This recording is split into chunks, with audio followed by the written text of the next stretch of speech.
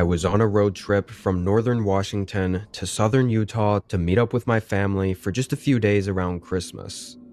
For the road trip, I rented an Airbnb along the way. Wasn't looking for anything great. Really just needed a place to sleep. So I found the cheapest place right in the halfway point in Idaho.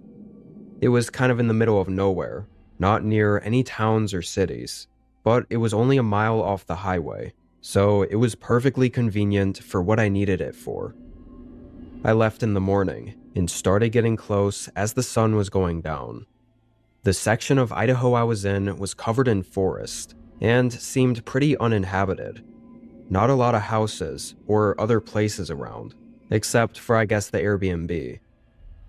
After a while of going down the highway, my phone told me to turn off on a very small dirt road. There were no lights or other indications that a path was even there. I drove slowly and carefully for the entire mile down this dirt road until I made it to the cabin. And on first glance, it looked way bigger than I expected. There were no images of the outside on the listing, but it said it was only a single bedroom cabin, so I expected something fairly small.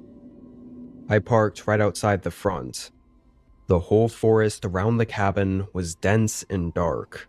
I could hear all the birds and animals calling out as the night was coming in. I headed up to the door and legitimately almost had a heart attack when the door suddenly opened. "Didn't mean to scare ya," the man said in an overly friendly voice and with a wide smile. I was still recovering from the scare and confused who this guy was and why he was even here. He explained he was Charlie, the owner of the Airbnb. I think he could still tell I didn't understand, and that's when he said, "Your room is right over here." And I realized what this was. The Airbnb was a room in the cabin, not the whole cabin itself. I couldn't believe I'd made a mistake like that. I was sure it didn't say it was a shared living space. But at the time, and under pressure, I figured with the pictures not having shown the outside and it saying it was one room, it all made sense.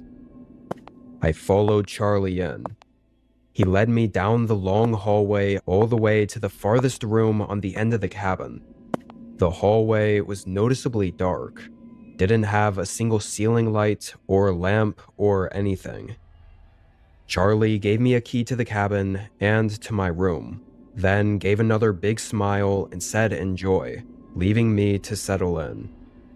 I closed the door and tossed my bag on the bed. I really wasn't comfortable with being out in some isolated cabin in the middle of nowhere with a stranger. But it was an Airbnb. Surely it was fine. And the only reason I decided to follow through with it and stay is because I was just there for a single night. I was gonna chill in the room, get some sleep, and head out first thing in the morning. I tried to not overthink it.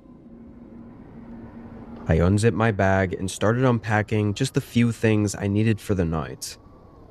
A couple minutes in, Charlie knocked on the room door. It made me jump again because I never heard his footsteps coming down the hall. It was like he had just been standing there. I walked over and cracked it open. His wide, empty smile was beginning to come off as really creepy, and the overly friendly voice he was faking made it even worse. He asked how I liked the room. I just said it was great, trying to be kind and keep the conversation quick. He nodded and told me to holler if I needed anything else. I said thank you and closed the door, but this time I waited for a second. The guy didn't move for an eerily long amount of time before I finally heard his footsteps depart and walk down the hall. I locked the door. Something about that guy really made me uncomfortable. I knew he could have just been trying really hard to be nice and a good host, but it came off as fake and almost uncanny. I stayed in the bedroom for 30 minutes, staying on my phone and just listening to the cabin to make sure Charlie wasn't doing anything weird. I could hear the muffled sound of the TV in the living room start playing after a while, And so eventually, I felt good enough to start getting ready for bed. I set my phone on the nightstand to charge, brushed my teeth, then got in the shower. It was one of those old tub showers that looked honestly disgusting. The shower curtain looked fairly new though, and was one of those blurry, kind of see-through ones. I turned the water on and tried to be quick, but only a minute or so after getting the water running, I heard a slight thump from outside the bedroom, like somewhere in the hallway. I moved my body out of the water and tried to listen. I didn't hear anything else, but for a split second I thought I saw something, like possibly a shadow, move in the bedroom. I saw it through the blurry curtain, and immediately opened it and looked out, but didn't see anything. I stood there looking and waiting for a minute, then quickly finished washing off and got out and got dressed. When I walked back into the room, I naturally looked toward the door where I heard the sound from, and felt the blood rush from my face as I saw the bedroom door was cracked open. Not fully wide open, but obviously it didn't matter, because I knew I had locked it. I stood there frozen for a second, then rushed over, slamming it closed and locking it again. Something was seriously wrong with this cabin, and I no longer felt safe at all. Not with Charlie opening locked doors like that. Even just thinking about that stranger walking in with his creepy smile while I was showering gave me chills. I picked up my phone from the nightstand, and while I tried to figure out what to do, I opened the Airbnb app and looked at the listing. I was trying to see if others had reported strange behavior in their reviews. There were only 3 other reviews, giving 5 stars, but honestly, rereading them now, they looked completely fake. And even more unsettling, I realized I hadn't made a mistake at all. The listing said it was a standalone cabin, not some room in a shared residence. Nothing was adding up, or I guess everything was adding up, but in the most unsettling way. I needed to leave immediately. I packed the few things I had into my bag, then went up to the door and put my ear against it, listening to try and hear where Charlie was, and if I could make a quick exit without drawing attention. I heard the muffled TV still playing from the living room, which I knew was right next to the front door. But as I stood there quietly, I started to hear something else. Something soft, coming from inside the room I was in. I slowly turned around. I heard this low, raspy breathing from right where the bedroom closet was. I threw the bedroom door open and sprinted out of there. The living room was empty as I ran past it and right out to my car. I drove dangerously fast down the rugged dirt road until I made it to the highway, and after calling my mom in a panic, she convinced me to make a report with the police.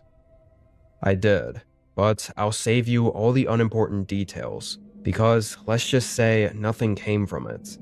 His disturbing, creepy behavior wasn't provable, and the only thing he actually got in trouble for was listing the cabin incorrectly on Airbnb.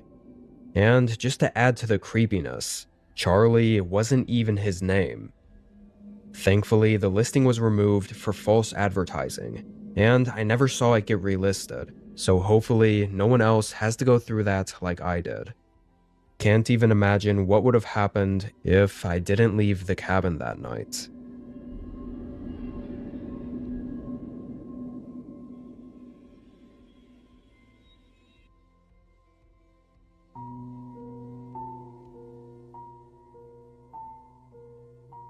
This was a couple of years ago. I was 23. I rented this cabin because I wanted a stress-free vacation. It was early winter, I think 2 weeks after Christmas, which I guess is off-season for these kinds of cabins, so I got a really good deal on it. When I arrived, the first thing I noticed was how completely silent it was. If you haven't been to an isolated cabin or spot in the woods in a while, the lack of any sounds is really strange at first. Calm, but also a bit unnerving, acting as a reminder to know just how alone you are out there. Anyway, the cabin itself was exactly like the pictures. Simple and a little old, but overall cozy. I unpacked slowly, made a quick dinner, and spent the night reading by the fireplace. Nothing happened that night. I just went to sleep and woke up feeling great in the morning. I made breakfast and coffee, and stayed in for the whole morning and a bit of the afternoon, before getting a little bored. I noticed when I got there that the owner had a rough map hung up next to the front door of a trail behind the cabin, so I decided this was a good time to check it out. Looked like it was just a couple of miles, and from the owner's description was just a simple walking path. I got my jacket and headed out. It was pretty clear right away that this wasn't some nice, well-maintained trail.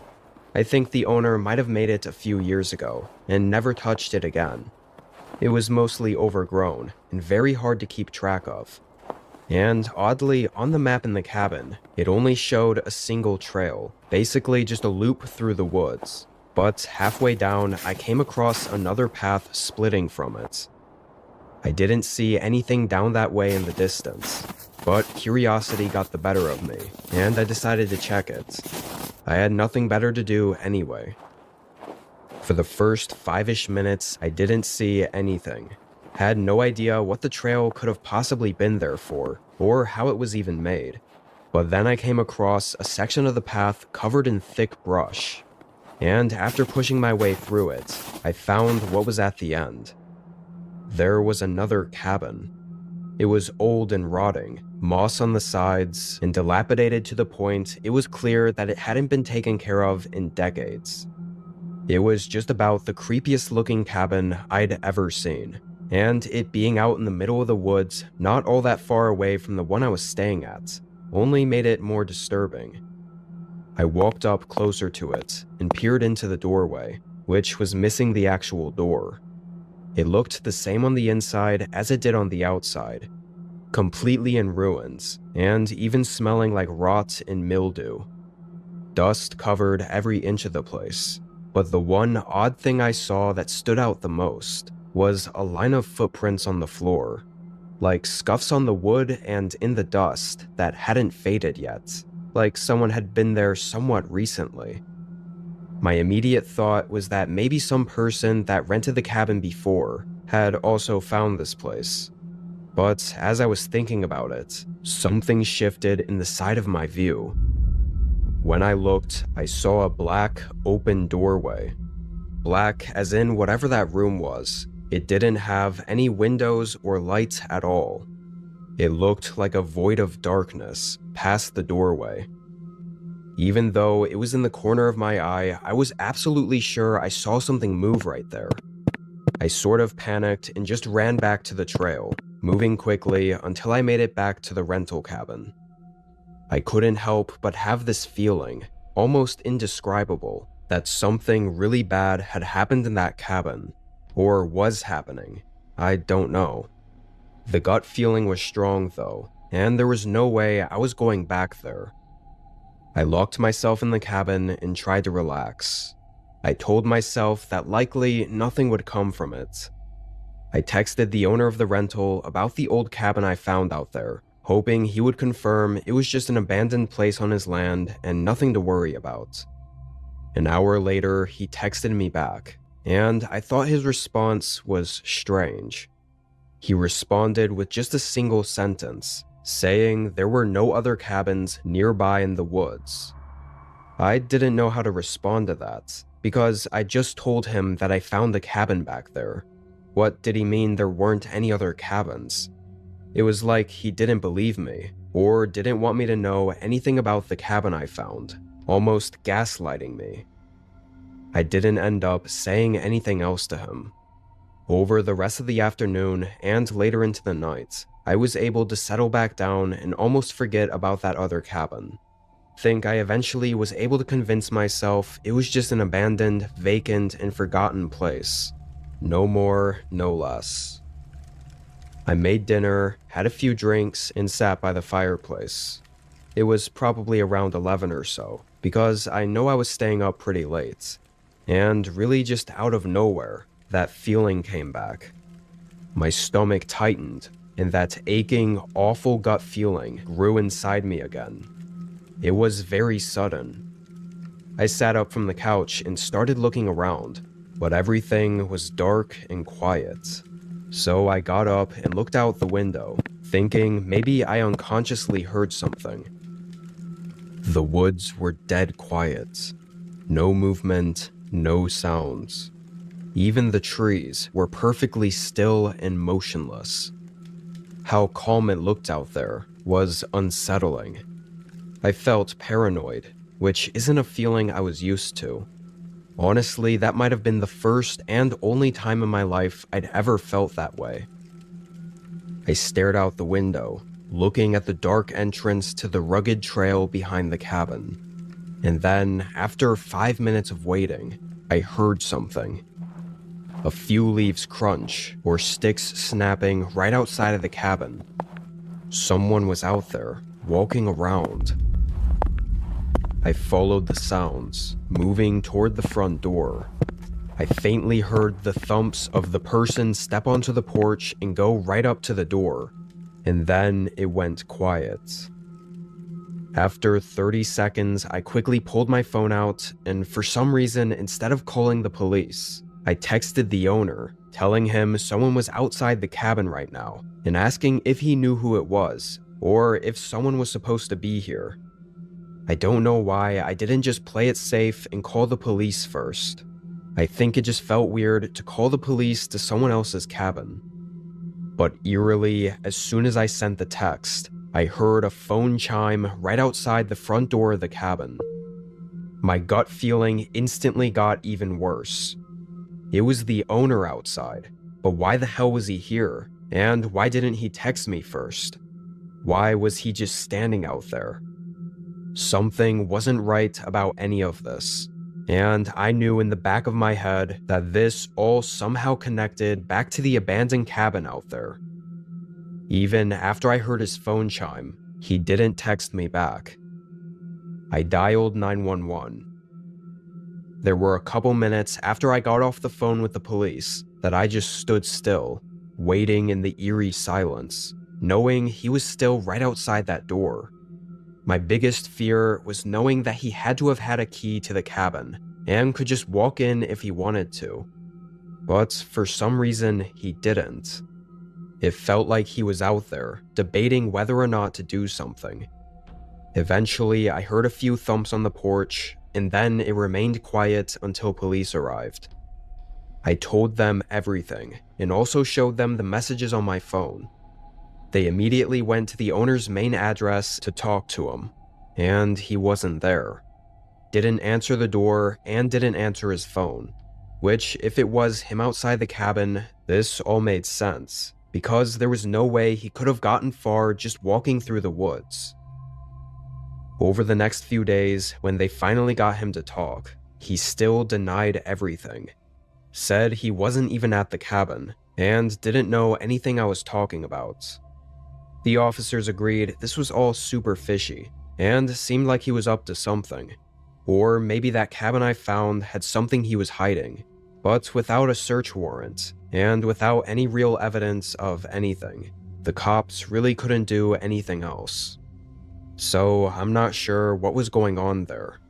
Maybe it was partially my fault for having explored further than I should have, but I think things could have been a lot worse.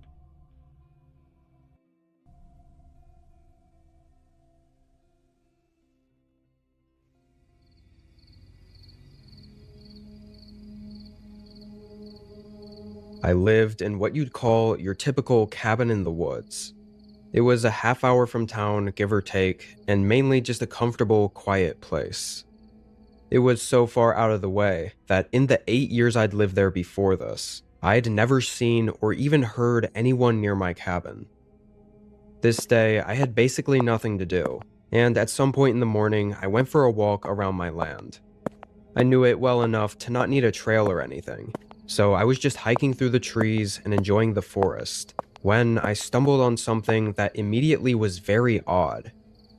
I was just 300 or 400 feet from the back of my cabin, and found the remnants of a campsite, a burnt out pile of ashes from a campfire, and a flat area that looked like a tent had been set up on.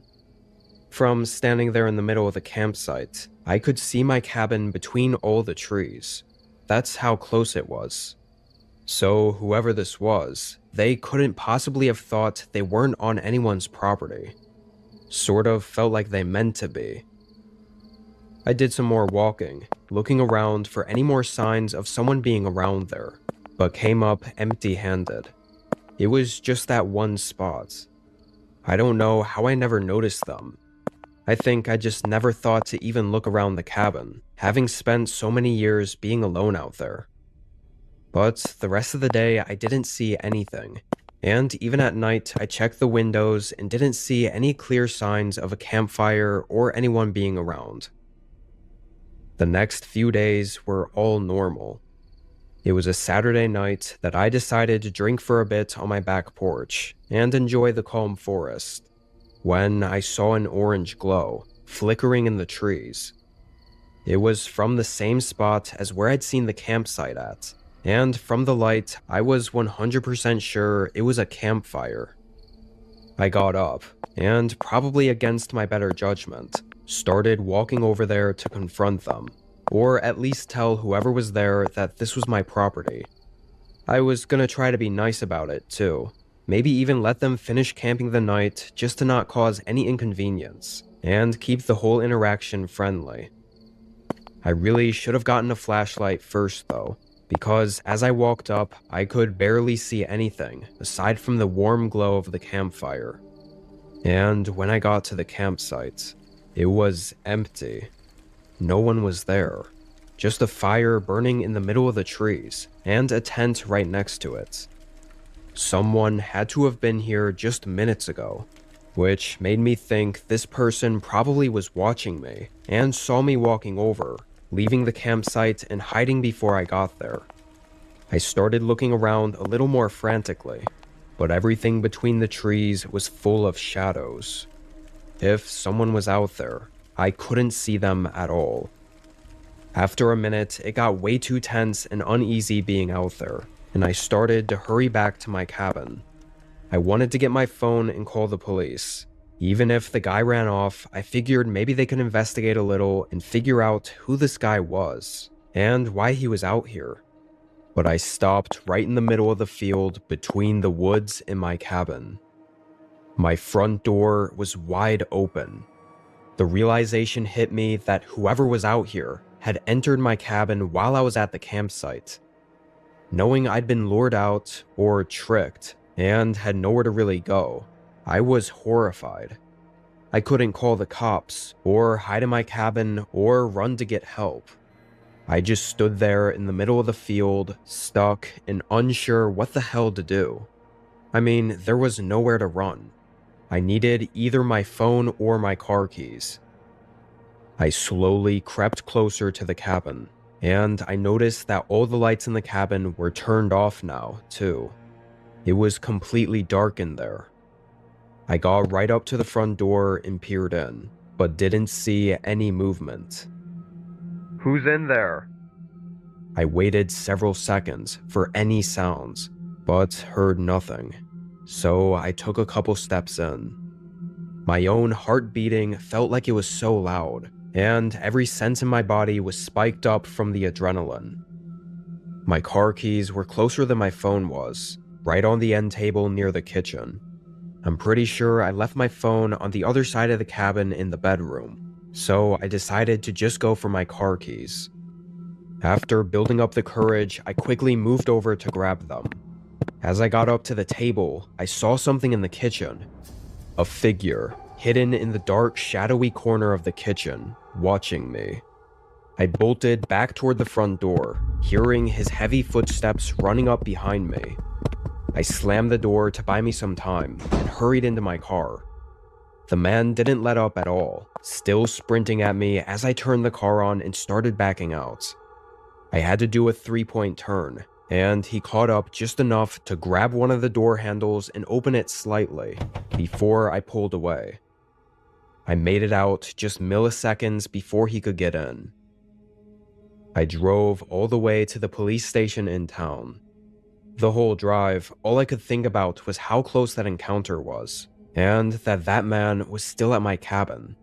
He could be doing anything, and there was nothing I could do to stop him. And obviously, that anxiety was with me during the whole time I waited at the police station for word back on the officers they sent to investigate. And I almost couldn't believe it when one of the officers reported back that the person had attempted to burn down my cabin. They found the fireplace raging, loaded with a mountain of wood that flooded into the whole living room. It's a miracle the floors or ceiling didn't catch, and the officers that were there were able to tame it enough to keep it at bay until the fire department could smother it. The only evidence left behind of the man was the ashes in his campsite. Everything else, including himself, was gone without trace. The whole thing was elevated to such a horrifying level, knowing he was trying to harm me, and had probably been stalking me for days, or weeks, watching my cabin from the woods. And I didn't have any idea who he was or why he was doing any of it. I didn't stay at my cabin for a single night after that, having movers pack and move everything to a new place far away from there. The crime investigation went on for months after that, but without new leads, it didn't ever come to much, and ultimately things fizzled out. I don't think I'll ever know what was planned for me, or how bad things really could have gotten out at that cabin.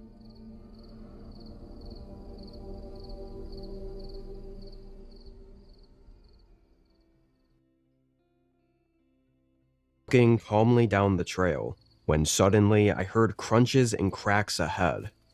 I looked up, seeing something move in the trees far down the trail I was on. As they got closer, I saw it was a man coming quickly down the trail, and when he got even closer, I got sort of uncomfortable. He wasn't just jogging. This guy was in a dead sprint. I moved off to the side to get out of his way. I watched him as he sprinted past me. He had this look on his face that was hard to read. Not frightened necessarily, but just sort of crazy, like he wasn't thinking straight. His eyes seemed to be glazed over like he was looking through me, almost like he didn't even see me. I watched him for a couple seconds after he passed by, and he just continued running, so I got back on the trail and started walking again. It was so strange though, that after maybe 30 seconds, I did a double take and looked behind me again. I felt my stomach drop. The man was far down the trail, but he had stopped running. He was standing still, staring right at me. I quickly moved my eyes back forward and kept walking, scared to look back until another 30 seconds had passed. And when I did, he was gone. Not on the trail, not anywhere. Just gone. Obviously, I wanted to get away from that guy, because he was acting pretty unsettling, especially for being out here alone with him. But after a few minutes of walking further down the trail and into the woods, I started to wonder if he was running from something, and if I was walking toward whatever it was. However, my only other option would have been to turn back and go in the direction of the guy, who kind of freaked me out. And again, he didn't really look scared of something. He just looked crazy. So I took my chances and continued hiking to the campsite. I looked behind me every couple of minutes, still uneasy about that guy, but I didn't see any signs of him. I made it to the campsite and set my stuff up. There wasn't really anything distinguishing about the campsite I was at. It really was just a spot in the middle of the trees. No campfire rings or landmarks. And usually the quiet, soft sounds of the forest would bring me peace. But this time it felt too quiet, like something was out there. I continuously wondered if I had made the right choice to stay here, rather than turning back. I kept telling myself the man might have just been doing sprints for a workout or something, and I just overanalyzed everything. But really I knew I was just hoping if I told myself that over and over, maybe I'd start to believe it. The sun got lower, and the already calm and quiet woods grew even quieter, nearly silent. Every slight rustle of leaves in the distance was easily audible. I cleared out a spot and built up a very small campfire, giving me at least a bit of light once the sun was fully gone. It had to be an hour past sundown when I heard a very familiar sound that instantly made the hair on the back of my neck stand up. Footsteps sprinting through the woods, maybe 100 yards out from the campsite, too far to see anything, but I was sure it was human footsteps, not just some animal. Each step was distinct. The sound stopped after just a short burst though, like they had run a little ways, then abruptly came to a stop, and it was silent again.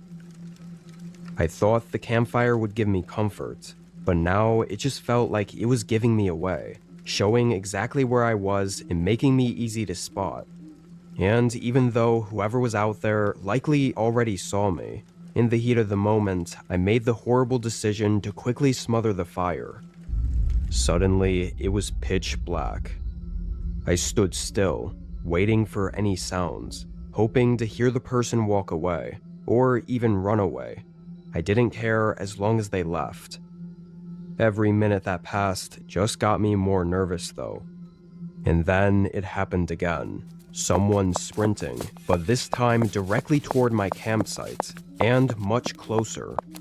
But then they abruptly stopped again. It felt like they were so close, nearly right in front of me. I stared at the same spot in the darkness where the sound came from, until my eyes slowly adjusted and could make out the shape of a figure standing there. The person was halfway behind a tree, standing still, and I couldn't see much details of their face, but from the way they stood and were clearly looking at me, it was almost like they were observing me. Nothing a normal person would be doing, and I really couldn't tell if it was a man or woman, but I was pretty sure it wasn't the same guy I saw running on the trail. So either there were multiple people running around out here, surrounding my campsite, or this is what the man was running from. I was scared to move. I didn't want to speak either, because I knew my voice would be shaky, and I didn't want to give away just how scared I was. It felt like both of us stood motionless, staring at each other for a whole minute, until the figure started backing up. Even just a couple steps back, they had entirely disappeared in the darkness. And just as eerie, their footsteps quietly faded too. They must have been quietly walking barefoot, intentionally not making a sound. Since the moment the figure moved away, it stayed silent for a long time. My adrenaline pumping made it hard to tell just how long. It felt like hours, but realistically, I think it was probably around 30 minutes. I didn't move for that whole time. When I finally did, I knew I had to leave. I blindly dug through my backpack and got my light out, then started taking down my tent. I stayed cautious while taking it down and repacking everything. The light I had wasn't great, really just enough to see what I was doing. Definitely not enough to be searching around for the person in the woods. They could have easily been just 15 or 20 feet from my campsite still. I didn't know what intentions they had, but I hoped by leaving and not looking threatening, they would leave me alone. I started back down the trail. Although I never saw anyone again or heard any more footsteps, knowing how silent they were moving near my campsite, I was still on edge, and they very well could have been following me. Even just that thought of them creeping behind me, following me through the woods, was enough to keep my adrenaline going through the whole trail. When I got to my car, I quickly got in and drove out of the forest, not sticking around for a second longer than I had to. And it wasn't actually until the following day that I noticed some scratches on my car door, and the handle on the passenger side was broken, like it had been pulled on so hard that the latch snapped and left the handle unusable. That was the final nail in the coffin to get me to call the police. But aside from my report, it led to nothing significant. I don't know if it was the man I saw that tried to get into my car, or if it was whoever was out in the woods watching me. That single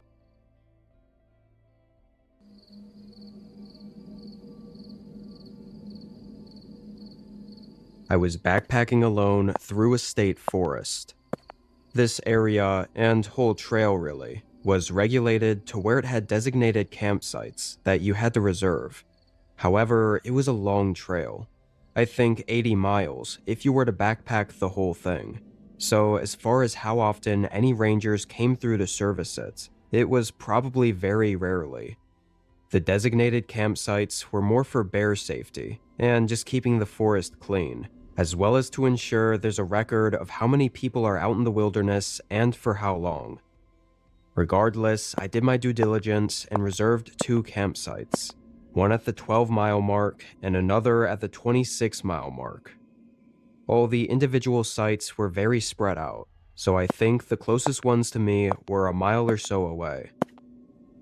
I made the long hike up to the first campsite, arriving midday and resting for the rest of the afternoon. During my hike and the time I spent at the campsite along the trail, I never saw a single other hiker or backpacker. It was off-season, so I wasn't surprised, but it was something I just took note of. I went to bed early and slept well that night, only waking up once to what I thought were footsteps coming down the trail. I don't remember much of it, because I fell right back asleep afterward, but I know I thought it was strange anyone was walking the trail that late. It was probably 2 or 3 a.m., but it didn't bother me enough to ruin my sleep. I woke up early, had breakfast and a cup of coffee, then packed and headed to the next campsite. The trail was as empty as it was the previous day. This hike was 4 miles longer though, further and deeper into the forest, and with more elevation, which meant I didn't make it to the next campsite until late. The sun hadn't gone down yet, but by the time I had my tent up and my fire going, it was getting dark. I still hadn't seen anyone that whole day, which at that point it was a little strange just how inactive it was. I tried to just enjoy the silence while I had the chance though. Several hours went by. I didn't have any hiking to do tomorrow, so I was staying up later. Think it was 9 or maybe 10 o'clock when I heard footsteps far down the trail from the way I came. Right when I turned around, I saw a light too. Just a small headlight moving in between all the trees, getting closer to my campsite. Thought it was pretty crazy for anyone to still be hiking several hours past sundown, and immediately made the connection to the person I'd heard walking last night as well. Although, if it were the same person, I would have had to have passed them at some point. So how did I not see them? I figured it was nothing, but still was curious enough to keep watching the lights. The person got closer, until suddenly the light stopped moving. It looked almost like the light was facing toward me, and then a couple seconds later, it moved and veered off the trail, going into the forest away from my camp. And maybe 20 seconds later, it turned off. No light or footsteps anymore. It felt like just when the person had gotten close enough to see me or my campfire, they tried to vanish, like they didn't want anyone to see them, which was kind of concerning. Had the person just have passed by, I would have still thought it was strange for all the other reasons, but not concerning. What the hell could they possibly be going off the trail for, in the middle of the night, and turning off their headlamp? Not to mention, it was just when they had gotten in view of my campfire. I kept looking in that direction for, I don't know, had to be 15 or 20 minutes. But after the light shut off, I didn't see anything. I guess I thought after so much time had passed, the person likely set up a small campsite somewhere out there just to sleep. Maybe they had reserved a camp a couple miles north and started running behind, so with it being late, they just stopped for the night, coincidentally right near me. It still didn't explain the night before, but there was no way to know if it was the same person. An hour passed. I'm not sure why I was still awake, tending to the campfire. I didn't get tired for some reason, like my body wanted me to stay up. So I listened to it and stayed awake. Whatever the reason, I'm thankful for it, because suddenly I heard something behind me. It was a very quiet crunch of leaves just beyond my camp, like a person trying their best to take a silent footstep.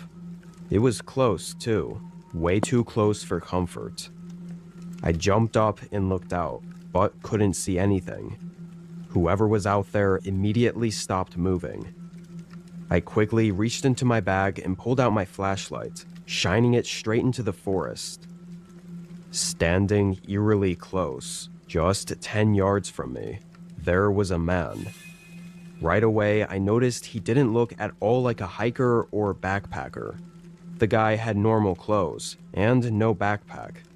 And strangely, he didn't move when I shined the light on him, like he hoped I still somehow didn't see him. Wasn't until I called out, "What the hell are you doing?" that he hesitated, like he was about to run, but then decided to just walk toward me. His face grew into a smile, and as he got closer, something was off. Something was familiar. I recognized him from somewhere, but I didn't know where. And then he said my name, greeting me like we were good friends. And although I was sure I'd seen this guy somewhere before, I knew that I'd never talked to him or introduced myself or anything like that. Like I'd only seen him in passing or something, and nothing more. So how did he know my name? And why was he out here creeping around my camp? I realized whoever this was had been following me. Not just tonight, but the last several nights. Long enough to have followed me all the way out to the trail and into the forest, which explains why he didn't look like a backpacker at all. He'd likely been trailing behind far enough that I'd never noticed him, and then would walk around at night looking for me when he thought I'd be asleep. The man was still smiling and walking closer as everything came together in my head in just those few seconds. He said my name again, this time saying it as if confused why I was acting so scared. I backed up and grabbed my bag. The man's face fell flat, and he asked what I was doing, now in a monotone voice. I didn't answer, strapping my backpack on and moving toward the trail. He said my name one more time in an aggressive yell before his footsteps started getting quicker. I bolted down the trail, keeping my light off to try and lose him. But thankfully, he didn't seem to try and chase for very long, running on the trail behind me for 15 seconds, but never really leaving the campsite. I walked through the entire night and used my satellite emergency phone to contact authorities while I tried to get as far away as possible, eventually meeting a park ranger several miles away from the camp I stayed at on the first night. I got out safely after that, but they never found the guy out there. He didn't have a car at the trailhead and no reservations. However, for him to get out of that forest unseen, he would have had to hike off-trail probably for dozens of miles in the right direction. And in a forest like that with almost no gear, that's incredibly difficult and honestly unlikely to survive, even for an experienced backpacker, let alone for some random stalker who followed me out there and likely had no real backpacking experience. But given that I still have no idea who he is, other than someone that I'd seen sometime before, it's terrifying knowing that if he did make it out, then he could still be watching me. Who knows, maybe the times I saw him before were from him stalking me, and I just didn't know it yet. But if I'm being honest, there's a dark part of me that hopes he never made it out of that forest.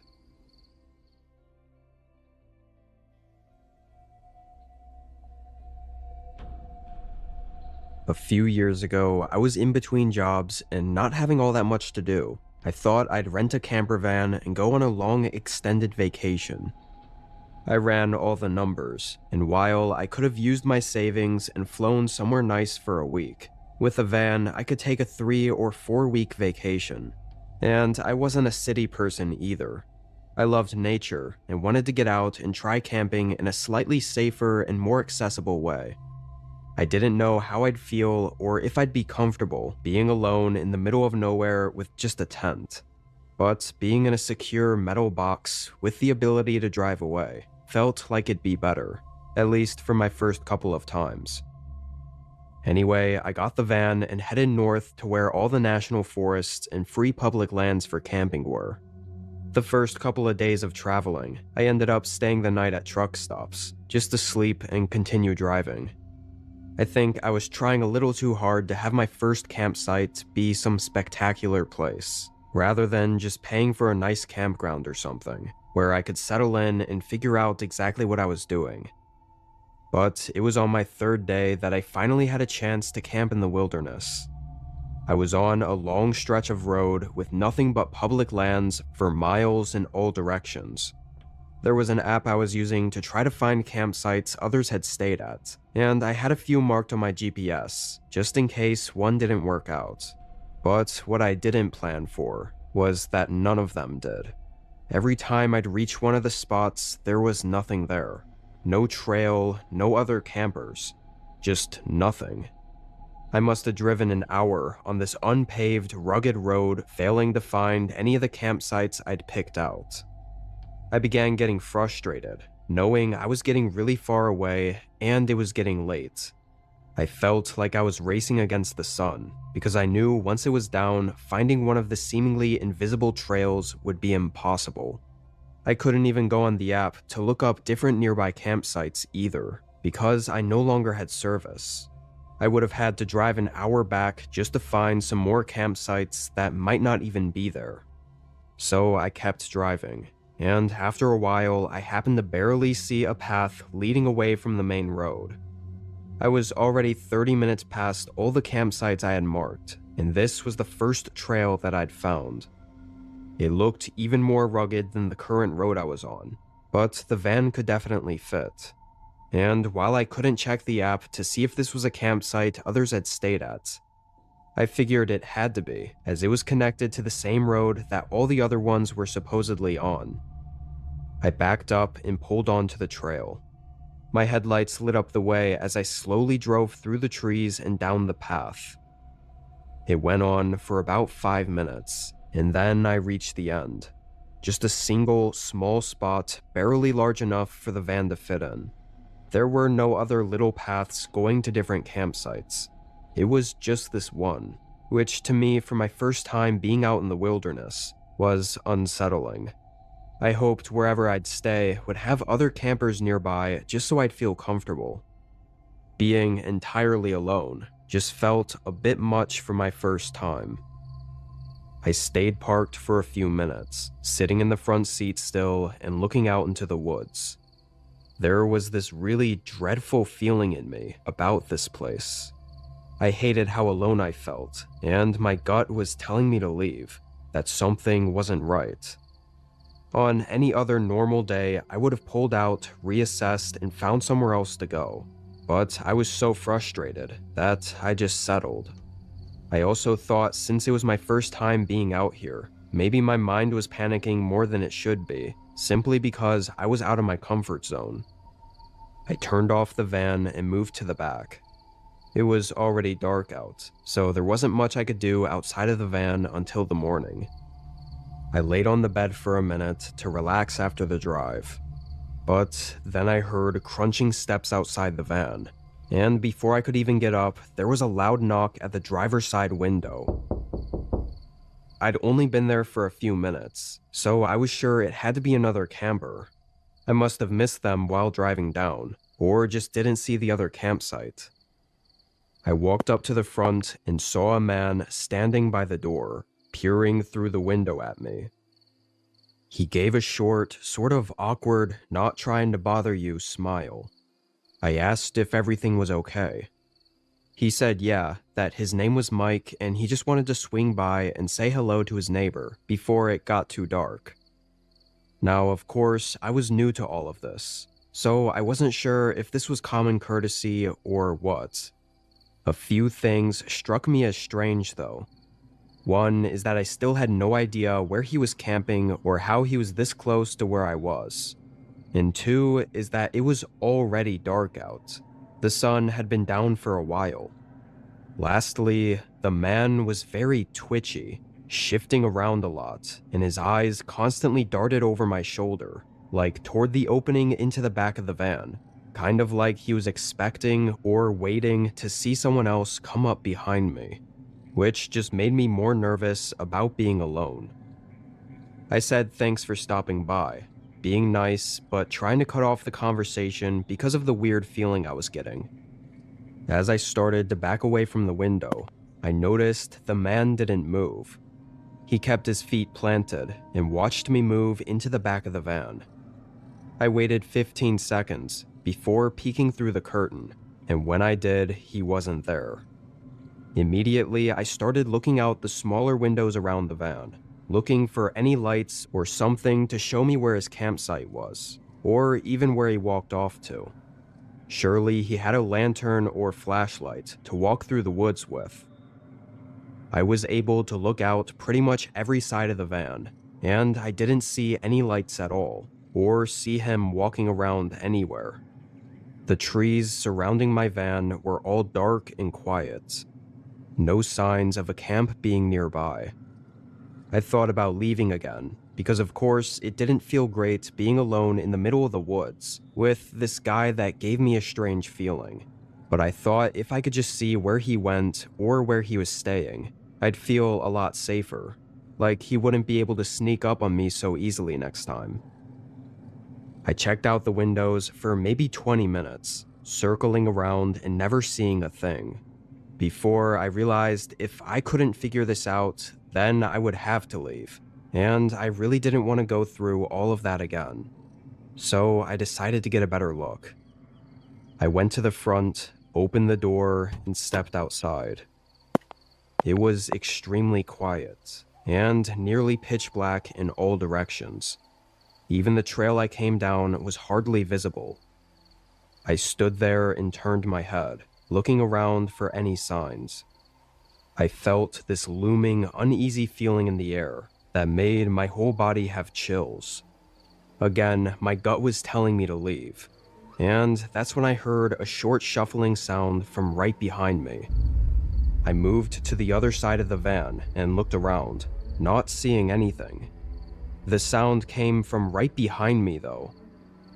I hesitated, then slowly knelt down, looking under the van. I only caught a glimpse of the man's eyes looking back at me before I jumped up and ran back inside. I heard him call out, and the van shook a couple times as he crawled out. I only got in a couple seconds before he jumped up and started banging on the door. He was still twitching in strange ways, and his eyes had a savage, animalistic, violent look. It almost reminded me of animals with rabies. That's how insane he looked. He was punching the window with everything he had. I turned the van on and started driving. I could hear him trying to grab onto the van, still trying to get in. The trail out was rough, and I really couldn't afford a flat tire or getting stuck with this guy chasing me.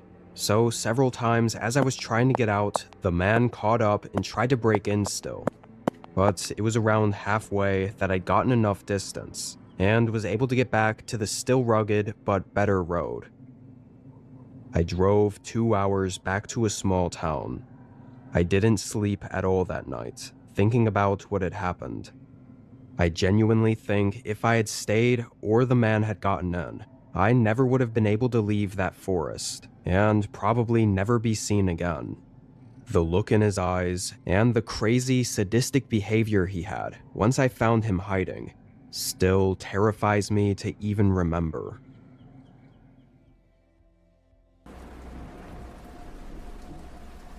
I'm a delivery driver for a local pizza joint. I turned 17 just a couple months ago and decided to get a job just to get some money and have some work experience. This seemed like one of the easier jobs, and better than standing around behind a counter being bored all day. Every night did sort of feel the same though, often even driving the same routes and delivering to the same houses for all the regular customers. Only nights that felt different were the weekends, because a lot of random people would order, and our store would offer delivery until 2 a.m., so I worked extra late. This was on a Saturday.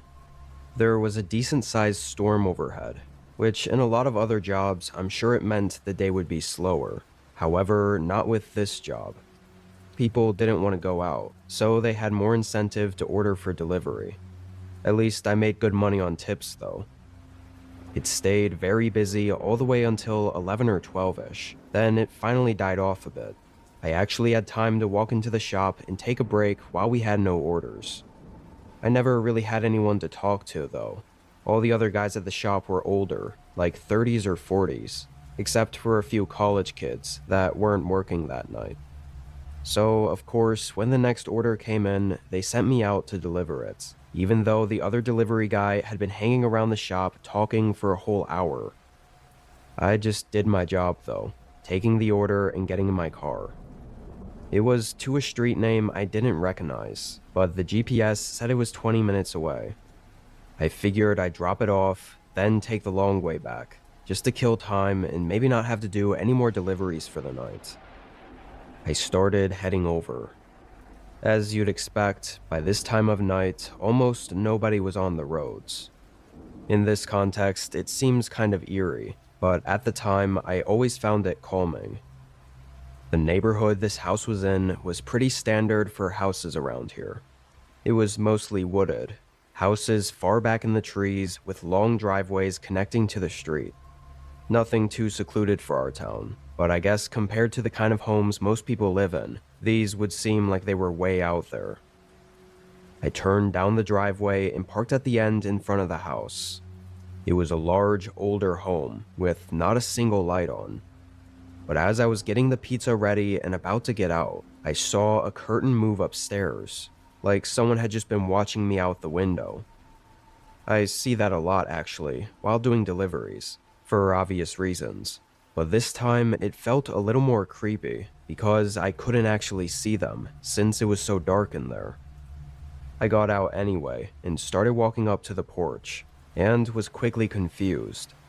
There was another box left right on the porch, a pizza box from a different local shop that I'd only heard of a few times before.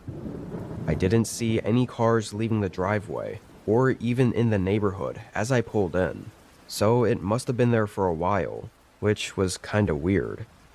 Even looked like the box was soggy, like all the moisture in the air from the rain had seeped into it already. I stepped around it and knocked on the door. I needed the payment, so I couldn't just drop off the pizza. I heard something shift in the house as soon as I knocked, and then it went quiet. Didn't hear anything for a whole minute, and then I knocked on the door again. This time it stayed quiet. I knew someone was in there, so after a minute I pulled my phone out and called the number on the order. Few seconds later, I heard a phone ringing inside the house. It sounded like it was just on the other side of the door, like someone was standing right behind it. But still, no one opened up. I was very confused, because I knew I'd seen someone looking from the window upstairs, and now with the phone. Surely someone was in there and had ordered the pizza. I was starting to get a really uncomfortable and eerie feeling. I thought about just leaving the pizza on top of the other one and leaving, when suddenly a voice called out from just behind the front door. "Door's broken. Bring it around to the side porch." It was a woman's voice, but it had a harsh, gravelly sound to it. I took a couple steps back, then walked around the house. There wasn't an overhang on the side of the house, so I had to walk through the rain with nothing to keep me or the pizza dry. Around the house, there was a side door that looked really worn and unused. If the other door really was broken, wouldn't this one look like it'd been used? I mean, there were even cobwebs or spider webs and dirt all over it, and the outdoor light above it wasn't even working. I stood there for maybe 30 seconds, already getting soaked. I didn't hear anything inside the house though.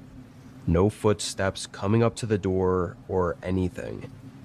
I started looking around, getting an intense feeling that something was watching me. I could barely see anything without the house lights on. This feeling grew worse over the next 30 seconds, and I just knew something was seriously wrong about this. I dropped the pizza box and made a run for my car, getting in and leaving right away. During the drive back to work, I thought the other pizza box on the porch might have been the other delivery guy, having had something similar happen. He probably knew better, or had seen something else that told him to just get out of there. So with whatever plan those people had not working out with the first delivery guy, they had to order again from a different pizza shop. Clearly, they didn't care about the pizza anyway, leaving it out there on the porch despite being home. The only problem is I just can't figure out what the plan really was. Best theory I've come up with is that she wasn't alone. Someone else was there, maybe out in the trees, and bringing me to the side of the house would be sure there were no witnesses to whatever was going to happen next. I actually still work at the same pizza shop, but never have had anything happen even close to as disturbing as that. I hope I never will.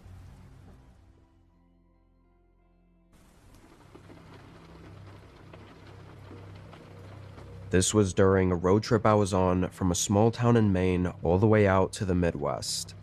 Let's just say there was a situation going on with my family that I felt warranted me to go out and visit for a while.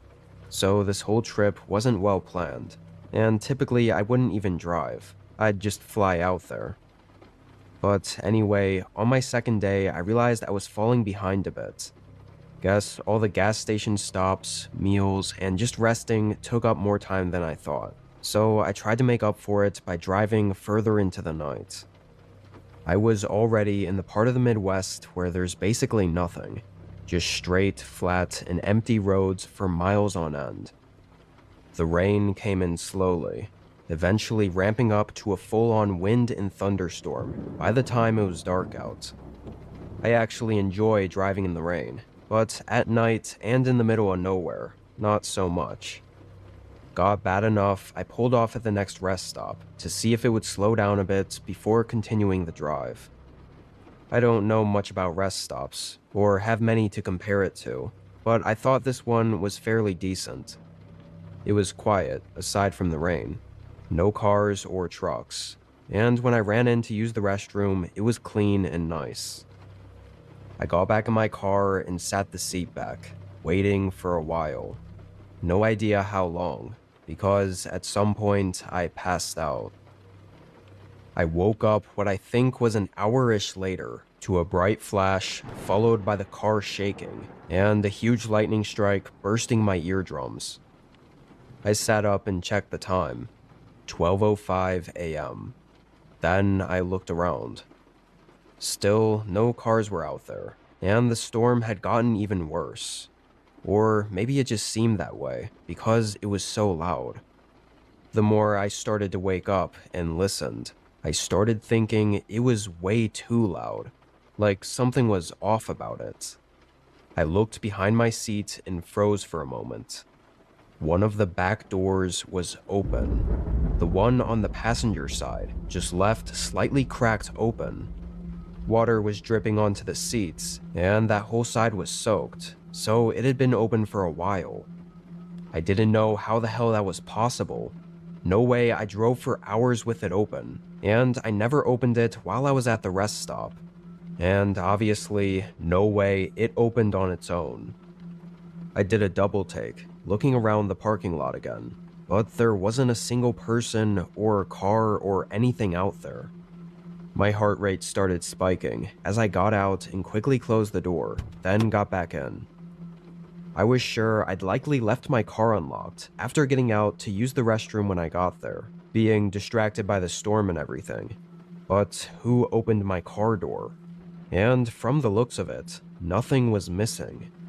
It's like someone just came around, saw I was sleeping, opened the door quietly and got in, then just left, probably not wanting to wake me up by slamming the door closed. I don't know what really happened while I was asleep, but I was way too creeped out to stay. I turned the car on and drove back onto the highway. It was still dangerous to be driving in this weather, but I just needed to get to another place to pull off at. I drove 20 minutes, thinking the whole time about how creepy and strange this whole thing was, before finding a gas station. It was alone, just off the highway, and I genuinely have no clue if it was closed for the night or vacant, but I figured it didn't matter. I wasn't going to be there long, and definitely wasn't falling asleep again. Just needed to wait for the storm to pass. I parked right in front of the building. The place was about as unsettling as you're probably thinking. All the lights were off, and with the rain pouring down, I could barely see anything that wasn't directly in front of my headlights. I didn't have any service out there, so I couldn't do much on my phone. I locked the doors and just sat there and stared at the fog and rain. Only 20-ish minutes went by when I felt myself spacing out and looked around again to keep my mind occupied. And that's when I saw another car. It was parked only a couple spaces away from me. Dark black with tinted windows and all of its headlights off. I never saw it pull in. I had to wonder if this was someone following me, even though I'd never seen them before. Two really strange occurrences in the middle of nowhere during a storm seemed like a really big coincidence, almost too big. I stared at their car for a minute, as if somehow it would help me figure out what they were doing here. But the sudden sound of the back door handle getting pulled startled me. I spun around and saw a figure standing by the window. He moved away right when he saw me looking at him. I immediately started freaking out, trying to see where he went. The guy sort of disappeared somewhere behind my car, and I couldn't see or hear anything. But this whole thing basically confirmed I'd been followed, seeing as he tried to open the same door as before. Thank God I locked it this time. I fumbled around for a second, flustered and trying to think straight, messing with the headlights to see if there was some way to light up the darkness behind the car. While I was doing this, I started to hear, but also feel, thumps against the back of my car. He was definitely still there, hitting my car, or doing something. I finally came to my senses and just put it in drive. As I pulled out, I couldn't even see the guy. I drove just about 2 hours to a small town that I could report it to, and that's where I also checked the back of my car. There were scratches, dents, and pry marks on the trunk. It looked like they'd used a knife or something sharp to try to force the trunk open. I don't know if he was trying to get what was inside or if he was trying to get inside. Assuming this was the same guy, if he were just trying to rob me, wouldn't he have done it while I was sleeping and when he opened the door at the rest stop? I really have no idea what happened. All I know is it scared the shit out of me, and could have been a whole lot worse.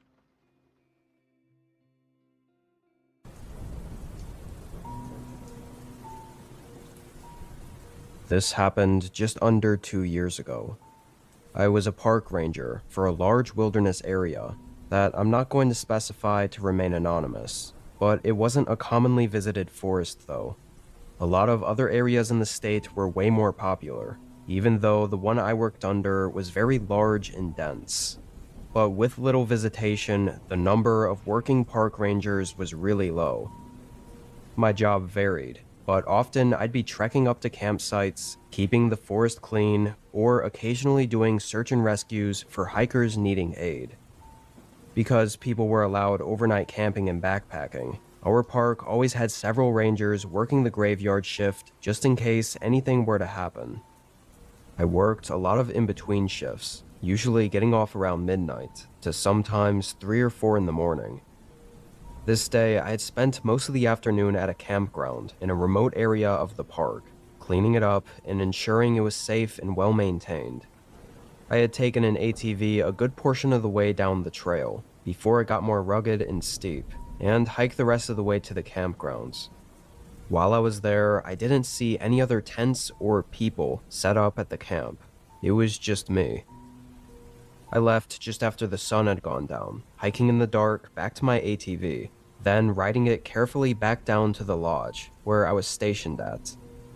The lodge was no more than a small cabin, with a wood stove and a desk with a heavy-duty radio to contact other rangers or authorities with. An hour after I got there, rain started coming down. We got storms pretty often here, so this was nothing out of the ordinary. I brewed a coffee and sat at the desk, taking notes of the campground conditions I was just at. A couple hours passed, when the radio suddenly clicked on and a ranger's voice came through, asking if I was there. I picked it up and asked what he needed. The ranger asked if I had seen someone at the campground I was at earlier. I said I didn't see anyone, not even a tent or sign of anyone having been there recently. There was a long 30-second pause before he responded. His voice sounded reluctant, saying he might need me to go back out there and take a look around. He seemed not too worried about it, but supposedly the ranger station had gotten a satellite SOS ping from someone, and the location of it was on the trail I was just on. I, of course, was the closest one. The other rangers were at least an hour away, so I was on my own for this one. He mentioned he didn't get any text or anything, though, and usually when we get an SOS alert without any follow-up messages or responses, it's just an accident. Sometimes the buttons on those little devices get clicked while in someone's backpack without them knowing, but it's always best just to check it out in case there is a problem. Unfortunately, this time it happened to happen on a night it was pouring out. I grabbed my radio, raincoat, a headlamp, and a heavy flashlight, then left the lodge and started walking. ATV was no use in weather like this. It would have gotten stuck before even making it to the trail. I confirmed with the other ranger where the general location of the ping came from, and he said it was 2 miles up the trail, but because it was only one ping, they didn't know which direction they were going in. The walk took almost 45 minutes, which, given the conditions, was fairly quick, but I did get worried about if someone was out here walking around, maybe an inexperienced hiker or something, because even with my high-powered headlamp and flashlight, and familiarity with the trail, it was incredibly difficult to navigate the forest through this storm. The trail was hard to keep track of, and definitely without proper clothing, this could be really dangerous. When I was in the area, I shined my light all around, still continuing to walk along the trail. And suddenly, when I moved my flashlight across the forest, someone was standing there. It nearly gave me a heart attack because he was really close, just 10 feet off the trail. The man was completely soaked, with long hair hanging down, not even wearing a rain jacket or anything. He looked delirious, but also concerned. I yelled through the rain, saying I was a ranger and asking if he was okay.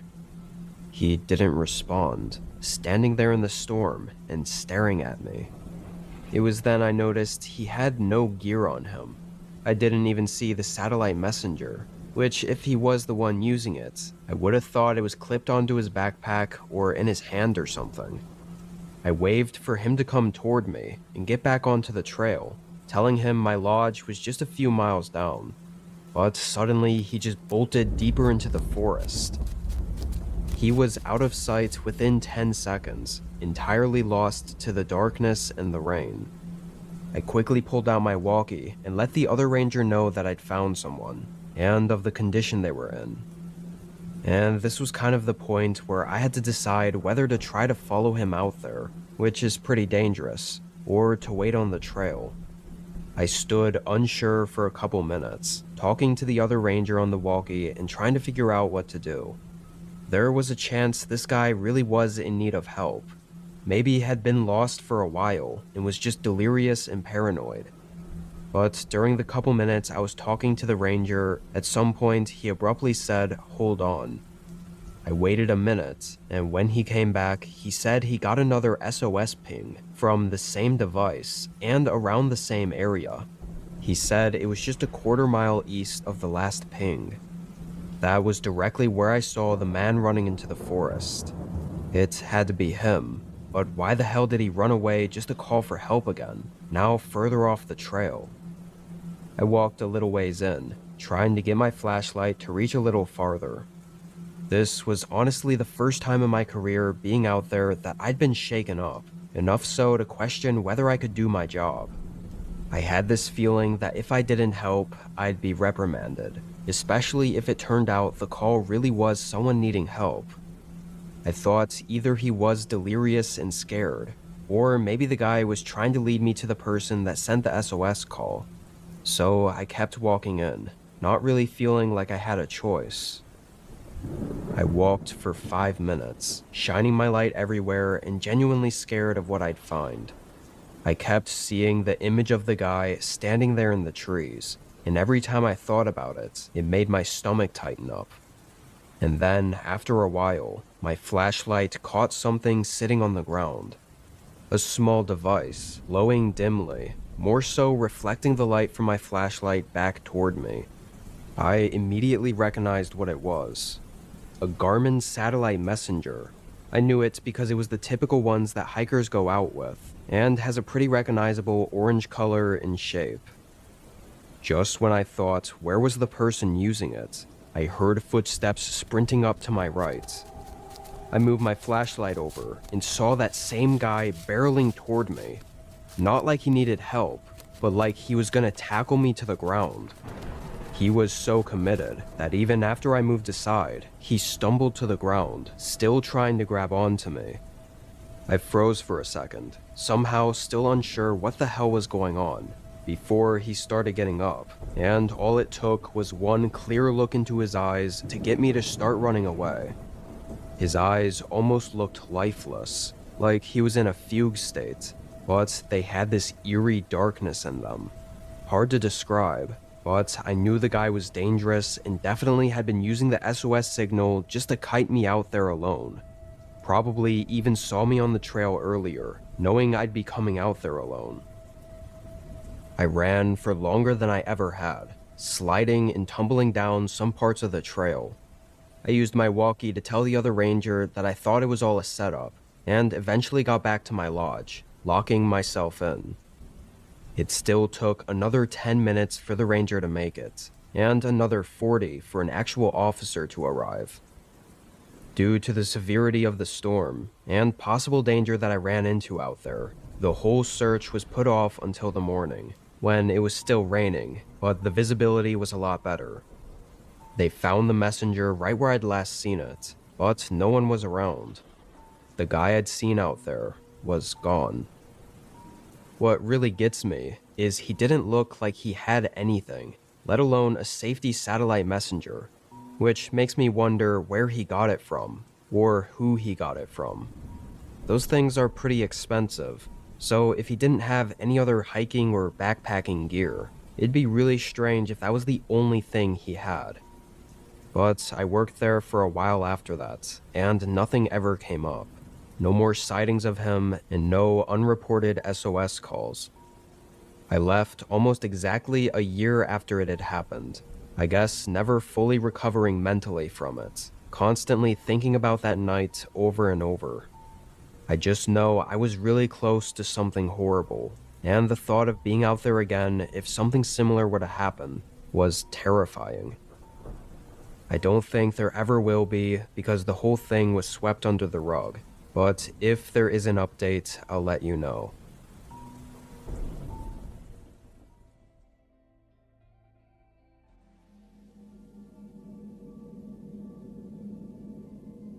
This was during my summer break when I was 21 years old and in college. It was my first break since starting college that I actually decided to stay in-state rather than going back home to live with my parents for the 3 months out of school. A good friend of mine had a place near campus with a spare room and offered to let me rent it for insanely cheap. As far as jobs go, I tried out something new every few months because my scheduling with school was always pretty hectic. But during this break and for a few months prior, I had been house sitting.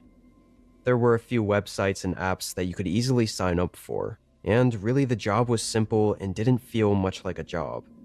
Most people needing house sitters had huge, expensive houses, sometimes with pets or plants that they wanted me to take care of while they were away.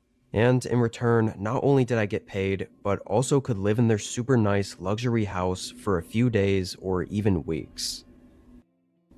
I got this specific house just a couple days into summer break. I went and met the owners a day before they left to get instructions and a list of things to do while they were gone. It was a really nice couple in their 30s, and right off the bat, when I pulled up to the house, I was a little confused. It was a small, older, unassuming home, sort of in the plains on the edge of town. Not the typical customers in need of house sitting, and they were only going to be gone for 4 days. At first, I thought it was easy money. It wasn't until toward the end of our meeting that I figured out really why they wanted a house sitter. The couple mentioned that during the day, all I needed to do was water their plants and make sure the house didn't burn down, but to be a little more cautious at night. They said some people had been coming by recently that they didn't know, and while they didn't have anything strange happen with them, they just wanted to be safe and have someone watch the house while they were away. As they were telling me this, they continually interrupted themselves, saying they were sure it was nothing at all, and that they were overreacting, and played it down to be nothing to worry about. And I guess it worked, because I actually didn't even process how strange it was until the next day when I arrived at the home after they had left. Being out on the plains in an older home felt very isolating and uncomfortable. I wasn't used to it at all. Every direction I looked out the windows, it was just tall grass with the tree line far back and nearly invisible when it was dark out. And the sound, or lack of sound, is what really felt unsettling. It was dead silent outside, which made every noise in the house seem even louder. The creaky floors and walls, and just everything about it, was creepy to me. Part of me wanted to leave, feeling like some information was left out about what this place really was, or why they hired me to begin with. But after that first night went by without any problems, I figured I was just in my head too much. I made breakfast and did some chores around the house, then sat outside on the porch for a while. The owners texted me asking how everything was going. I said everything was good. I will say, sitting out there alone felt nice now that the strange feelings had passed. It was just quiet and relaxing. The grass blowing in the wind and the birds flying around. Not stuff I see or hear very often living near the campus in the city. Once the sun fell, I headed in to watch TV and chill for the night. It was sometime around 8 when I stood up from the couch just to stretch and take a minute. I went over to the window, casually pushing the curtain aside and looking out of the backyard. But someone was out there, standing right in the field. I was more confused than anything, and just stared at them. He was definitely looking at the house, which, as more time passed, made me more uncomfortable, so I closed the curtain. Was this what the owners were talking about? The more I thought about it, the more insanely creepy it was. Way out here on the outskirts, some random guy watching this old house. Something wasn't right. I looked back out. The man was still there, but the longer I looked, I realized he wasn't alone. There were others, maybe 3 or 4. It was hard to make out whether some of them were figures or just shadows from the tall grass. I honestly couldn't believe what I was seeing, if not for the owners having mentioned something like this.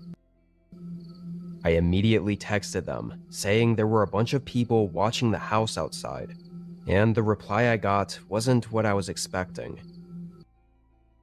They reassured me the people wouldn't do anything, that they never had done anything, and to just ignore them.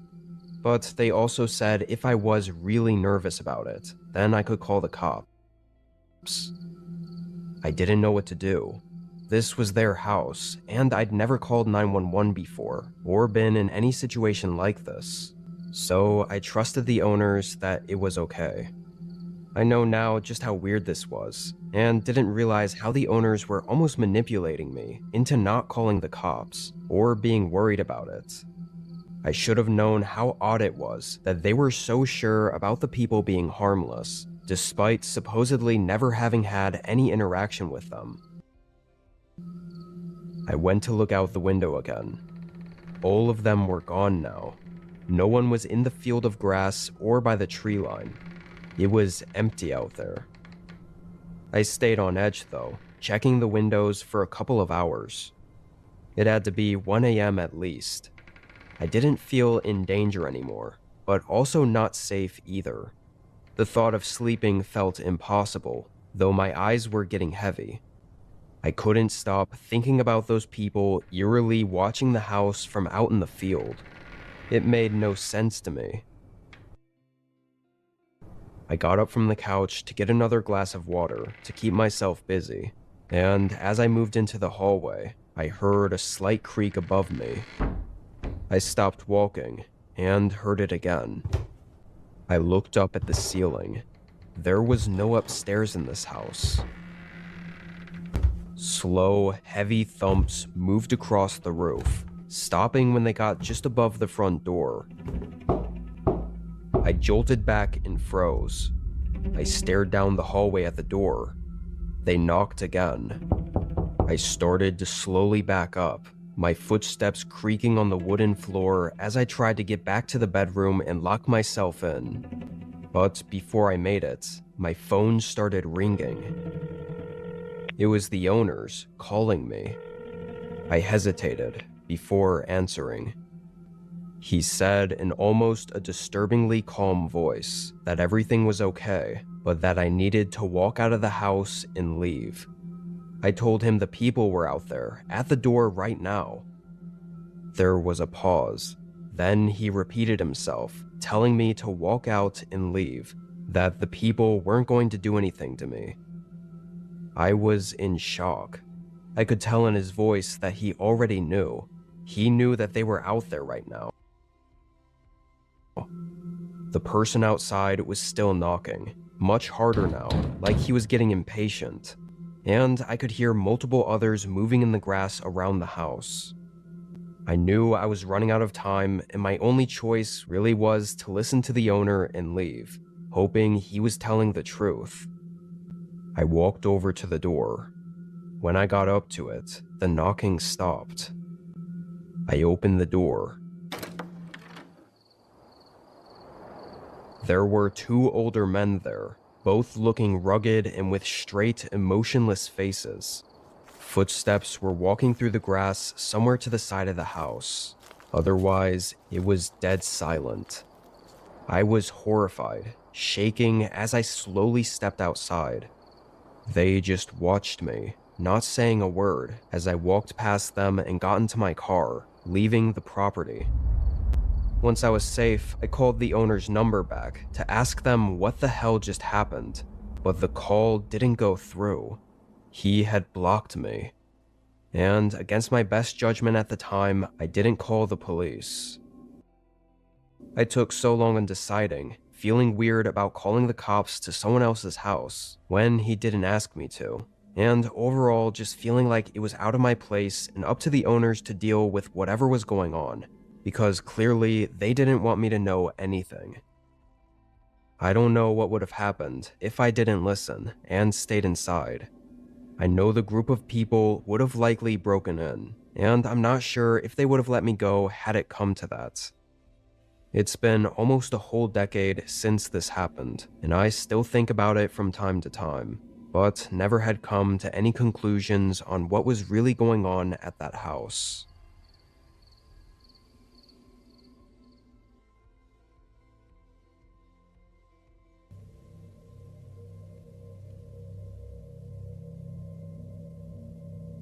I work for the city as a type of general contractor for regular work that needs to be done around town.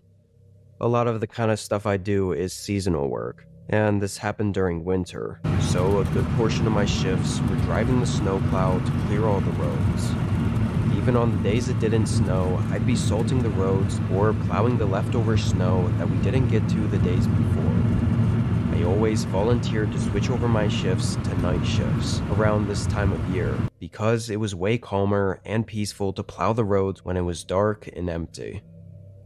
This night, I clocked in at the warehouse at 10 p.m. There was a massive snowstorm coming through the town that had started a few hours ago.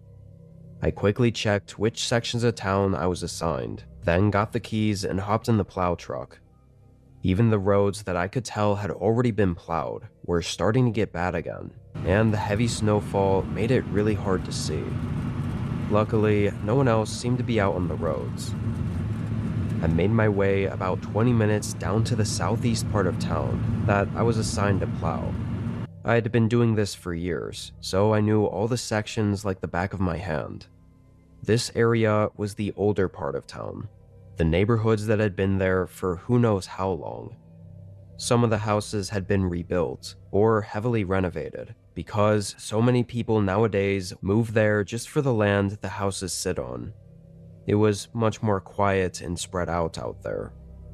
Only downside, at least for my job, was that the roads were thin. I'd call them 1.5 lane roads, wider than a single lane one-way road, but not wide enough for two cars to pass by each other without slowing down first. So obviously bringing the snowplow through there can be a bit difficult. At night, I usually didn't have to worry too much about it though. Anyway, when I got to the neighborhood, I began circling in and out of the streets, pushing the snow off the road. A big, spread out neighborhood like this takes a while. I was probably in the front of the neighborhood for almost 2 hours. I think I remember seeing it was close to 1 a.m. when I finished up and started making my way further in toward the back of the neighborhood. And that's when I pulled up behind a car. Nearly had to slam on the brakes, because in the storm I couldn't see them until they were just 30 feet ahead of me. It was some old beat-up dark red car, stopped right in the middle of the road. No way to get around this guy, even with a normal car. I waited a while, and the car didn't flash its hazards or move at all, so I thought he might have been stuck. I put the plow in park and hopped out, walking through the deep snow-covered street and up to the car. Just as I got a few feet away, the driver's side door swung open, and a man stepped out. As I started asking if he was stuck and needed help getting out, I noticed he looked really disturbing, not like anyone I'd seen before. He was very thin, his hair was disheveled, and his face looked exhausted, yet his eyes stayed wide open, like he hadn't slept in days but was hopped up on caffeine. I switched my question over to, "Are you okay?" This guy did not look well at all. I took a couple steps closer to try and help, but he mumbled something under his breath. Couldn't hear it through the harsh winds. I said what, and he mumbled again. The man just said, "Leave." I said I was just trying to make sure he was okay, and this time he nearly yelled, "Leave." So I backed up, and by the time I'd gotten back into my plow truck, he had driven off. I didn't know what the hell was wrong with that guy, but I knew there was something wrong. I stayed parked there for a minute, debating on calling the cops just because of how strange it all was. But I didn't get his tag, so I thought it wouldn't be useful anyway. Besides, he was probably just having a really bad night or something. I continued plowing the streets. Went another 30 minutes not seeing anyone at all. Even the snow that was on the streets didn't have very many tire tracks going through them. It looked like everyone had stayed in tonight to weather out the snowstorm. I was back to just going through the motions at this point, plowing the calm roads and wondering when the snow would stop falling, when I had to hit my brakes again. It was that same car, the old red one, stopped right in the middle of the street. This was a different spot from before though. I looked around, and there was only one house on this part of the road. After 30 seconds of waiting, I tapped on the horn, but got nothing in return. He stayed parked right there in the road. This time, I decided it was too strange and got on the line with the police to report this really unusual behavior. The license plate was covered in snow, or maybe just by the blizzard, I couldn't tell, so I got out to get a closer look. Pretty much just when I did, I saw through his windows that the car was empty. No one was in there. I kept the operator updated that I didn't know where the guy was, but then I heard something. A scream, faintly cutting through the wind. It came from the house right off the road. I took a few steps closer, unsure if I'd heard it correctly, and that's when I heard it again, and saw that the front door was wide open. I sort of put the pieces together of the man being gone and the house being open, and knew something horrible was going on. I called out as I started running through the deep snow to get up to the front door. I told the operator everything that was going on, and of course they told me to wait in the truck for an officer to get there. I didn't listen. I went up to the front door, and the inside of the house was dark, aside from a hallway light glowing from upstairs, and I could hear the horrifying screams of a woman calling for help, muffled by the sounds of someone slamming their body into the bedroom door. I hurried up the staircase and found the disturbing-looking guy trying to break down the door, slamming his shoulder into it, kicking it, and doing everything he could to get it open. He didn't even turn to look at me or stop when I approached him. It wasn't until I pulled him away that he started fighting back. I was able to get control of him, enough to keep him away from the door. The guy was completely losing it, and I hadn't noticed until I managed to pin him to the ground that there was a knife on the floor at the other end of the hallway. I think in the struggle he had tried to grab it from his pocket at some point and lost control of it before he could do anything. I knew the moment I saw it that I had gotten really lucky. A few minutes later, he ran out of energy and couldn't fight much more, and when police arrived, they cuffed him and brought him in. Now, I think most of what happened is pretty easy to put together, but I still feel like I didn't get a lot of specifics from the officers in the weeks afterward. All I know is the house he broke into was his ex-wife's house, where I guess he also used to live. Probably lost it in the divorce and lost his mind as well. That's all the details I managed to get. I still feel slightly guilty for not calling the police the first time I saw him, because I did have a bad feeling about him. I just didn't think it could have possibly been that bad. Thankfully, everyone managed to be okay afterward, though.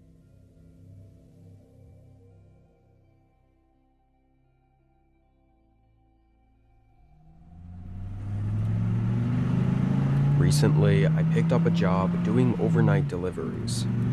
There's a few companies that hire people to do this, and having been an Uber driver for the last several years, I thought this would be a good change.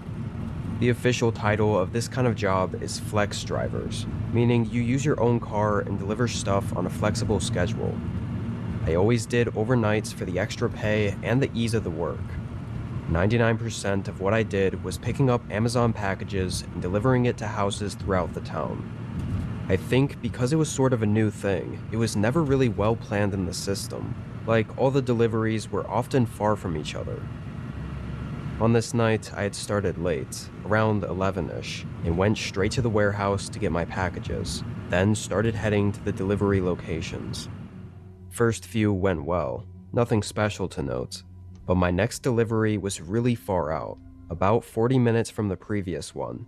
Which I'm getting paid for it, so it doesn't matter. But still, a long drive is a long drive just for a single delivery. I made my way all the way out there, passing through the shady part of town that I wasn't too familiar with. I saw on the label that it had a unit number on the address, which is a telltale sign that it's going to be an apartment complex. Often there's package rooms to leave them in, or special directions of some kind that somehow always caused issues, like not being able to access the package room, or not being able to find the right unit. When I pulled up to the address, I knew it was going to have one of these issues. The building was old and looked like it should have been torn down years ago, but a few apartment lights were on in the windows. It was very still outside. I didn't see anyone around. I got the package and stepped out, walking around the building to the package room. But of course the door was locked, and there was no code on the order. So I walked back around to the main entrance to the apartment building, but the lobby was locked as well. In cases like these, I just drop it off outside the door. However, in the 30 seconds I was out there, a man came up to me. He was tall, with a thick winter jacket on, and looked maybe 50-ish with a gray beard. At first, he just walked up and said, "How's it going?" So I nodded and moved aside, assuming he was trying to get into the building. But the man stopped right next to me and just stood there for a second. I said sorry and stepped further back, saying he could go in and that I was just dropping off a package. The man said no worries and asked how my night was going, still standing in the same spot. That's when I realized he was actually trying to talk to me and start a conversation, which was pretty weird given we were alone out there at like 2 in the morning. I confusedly said my night was alright, and I was just doing some deliveries, making up that I was running behind and had to go. I started walking back to my car, but heard him start asking about my job, like he didn't hear that I just said I had to go. I heard him take a couple steps behind me before I got in my car and pulled away, leaving the parking lot. I didn't know what that was, but knowing that I was in a shady area of town had me a little more worried about it. At least I got away though. I pulled over a few minutes down the road to situate the other packages and figure out what was next. I found one of them that was 15 minutes from me. I put my blinker on to get back onto the road, seeing a car coming up in my mirror and waiting for them to pass so I can merge back in. But the car started slowing down until I realized it was pulling off to the shoulder right behind me. I didn't bother staying and just got back onto the road and continued to the next address. Thought it had to be a coincidence, just some strange night I was having. I drove the 15 minutes, getting to the house. It was a regular home in a very typical neighborhood. I made sure I had the right box, then headed up the driveway and up to the door. And not 20 seconds later, I saw a light coming from down the road. I turned and glanced over my shoulder, seeing a car driving slowly along the street. And when it stopped right behind mine, my whole body went cold. I didn't ever get a good view of the car that tried to stop behind me before, but this was too much to be a coincidence. I was sure it had to be the same car from 15 minutes ago. And somehow, even then, I had never connected that it could have been the guy from the apartment complex. It seemed so impossible. But when I saw him looking at me through the window, I knew I needed to get out of there right away. I sprinted for my car. The man saw me running and pulled his car around, blocking the front of mine, and he got out just as I got in. His friendly, albeit creepy, face from before was gone. He looked pissed off. He ran up to my window and started punching it. I backed up to go around him, but he ran right in front of my car. The guy was screaming too. Nothing sensible though. It almost didn't even sound like English, just a mesh of random words that meant nothing. I started backing up more until I was far enough that he ran back to get in his car. Then I sped past him. I knew he'd follow, so I called 911 and desperately asked for help. An officer was nearby, so they told me to just keep driving and updating them on where I was. At some point, I don't know if it was a minute or two after driving, I noticed the man behind me wasn't there anymore. I met up with an officer soon after that, and to be perfectly honest, I thought this was going to be a case where we never found out who he was. But I guess the guy was pretty stupid. He ordered the package that I delivered to the apartment complex, using a random fake address of one of the units, but still using his real name. They even found him the next day hanging around the complex still, and actually waiting on a different package, presumably to try again whatever it was he was doing. When they questioned him, he was described as a psychotic person that had no real reason for anything he was doing. And while that answer didn't satisfy me, that was that. It's scary knowing how quickly and randomly you can run into someone that has horrible intentions without even having motives. I think if I didn't get away, there would have been nothing I could do to stop him from doing whatever it was he was intending. This is unfortunate, but it's the truth. Being too nice to someone on a date can seriously cost you. And I'm not talking about picking up the check or an expensive dinner. This goes for everyone too. Just because you're a man doesn't mean you're safe. After months of trying online dating, I finally matched with someone that I felt comfortable meeting in person. Her name was Samantha, or just Sam. We've been talking on the phone for weeks and I really liked her, so I was ready to take it to the next step. At first I suggested we meet up somewhere casual, like a bar since we both drank. Sam had a different idea. I previously told her that I lived alone, so she thought it would be a good idea if we had our date at my place. I was surprised. I could hardly believe she was comfortable being alone in the apartment of a man she'd never met. But she assured me that we had built up a level of trust that made it fine. In the back of my mind though, it put up a red flag. Why wouldn't she want to meet somewhere public in case I turned out to be a creep? Why come straight to my place? Was she one of those girls that would never leave once she got in my bed? However, it was a small level of concern, and I wanted to be nice, so I invited her over for drinks. I said I'd order some food, and we could watch whatever she wanted. She said that sounded wonderful. That night, she came over around 7 p.m. She seemed modestly dressed at first, until I took her jacket at the door and saw the clothing underneath was quite revealing. I complimented her, but I thought it was a bit much for a first date. Despite that, I poured some wine and we started talking in the kitchen. Before long, we were nearly through the first bottle of wine, and Sam was already asking if I had anything stronger. I made sure to order our food before we switched to the hard liquor, not wanting to drink too much on an empty stomach. While we waited for the food, we moved to the couch. Despite offering her the pick of any show or movie she wanted, she let me decide. Flipping through all the options was a nice distraction, as Sam had become a bit overbearing, sitting a little too close, never breaking eye contact, and frequently touching my shoulder. Things went on awkwardly like this for a while. The food arrived and we ate while the TV played in the background, but as soon as dinner was over, Sam made a move on me. It was very surprising, and honestly hard to resist, but I politely declined, saying I wanted to take things slow.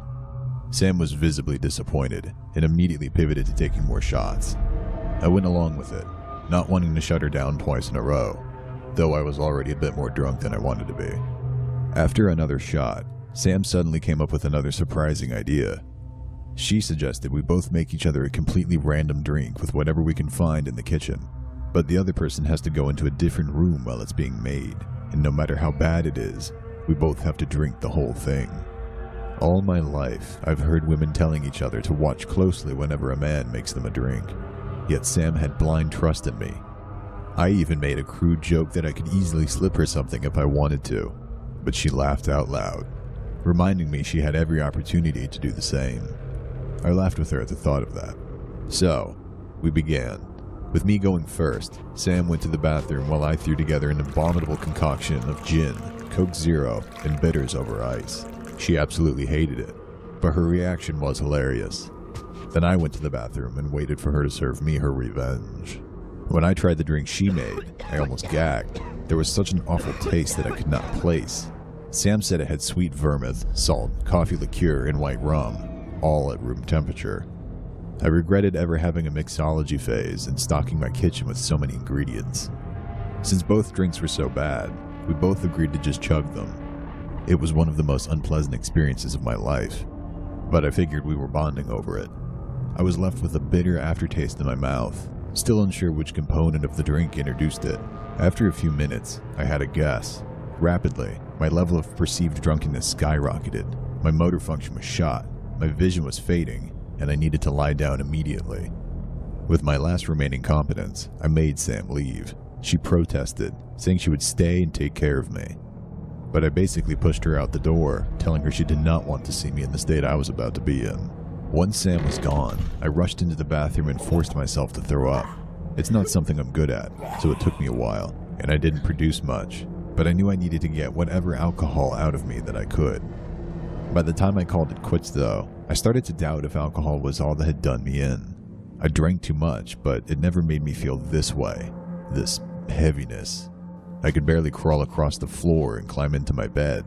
All I wanted to do was pass out, but I couldn't sleep. I had this deep primal fear that I was about to stop breathing, so I had to focus on it. Breathe in, breathe out. Soon, I realized I could no longer move the rest of my body. My eyes were stuck open, staring at the ceiling. I don't know how much time passed in that state, but at some point, someone re-entered the apartment. Sam. I was too messed up to remember to lock the door, and she just let herself back in. As she walked into my room, I used all my strength to reach out to beg for help. I think my arm moved, though I'm pretty sure the sound I made was pretty incomprehensible. She came over to the bed, but she didn't look concerned. Her expression was empty, with just a trace of anger. This wasn't the person I knew. This was some hollow thing staring at me, and they were not there to help. I heard her tell me she could kill me if she wanted to. Putting the edge of the small pocket knife up to my eye, she grazed my cheek with the pointed end, stopping at my throat. I tried to grab it, hit her, do something, but I couldn't. Whatever she had done to me, she had rendered me defenseless. She was right, too. She could have easily slit my throat and let me bleed out. I saw it in her eyes that she was thinking about it. She wanted to. Yet, for whatever reason, she put the knife away and walked away out of my view, not saying a word. I didn't know if she would come back. Part of me still hoped she would have a change of heart and help me, but I never saw her again. From then, I faded in and out of consciousness for a long time. It wasn't until morning that I could move again. When I got out of bed, my apartment was ransacked. I didn't hear or see any of it happening, but everything was gone. On top of losing thousands of dollars to the robbery and having my drink laced, what stung the most in the moment was knowing that this was the point. The entire time Sam and I were talking, throughout the whole evening we spent together, she never wanted me. Whether she succeeded in seducing me or had to go to plan B like she did to incapacitate me, the plan was never to date me. The plan was always to rob me. That morning, I called the police, but by then, Sam had already disappeared like a ghost. Her name, profile, job, everything she had told me about herself was a lie. All they had was a physical description, and since she definitely left town, it was useless.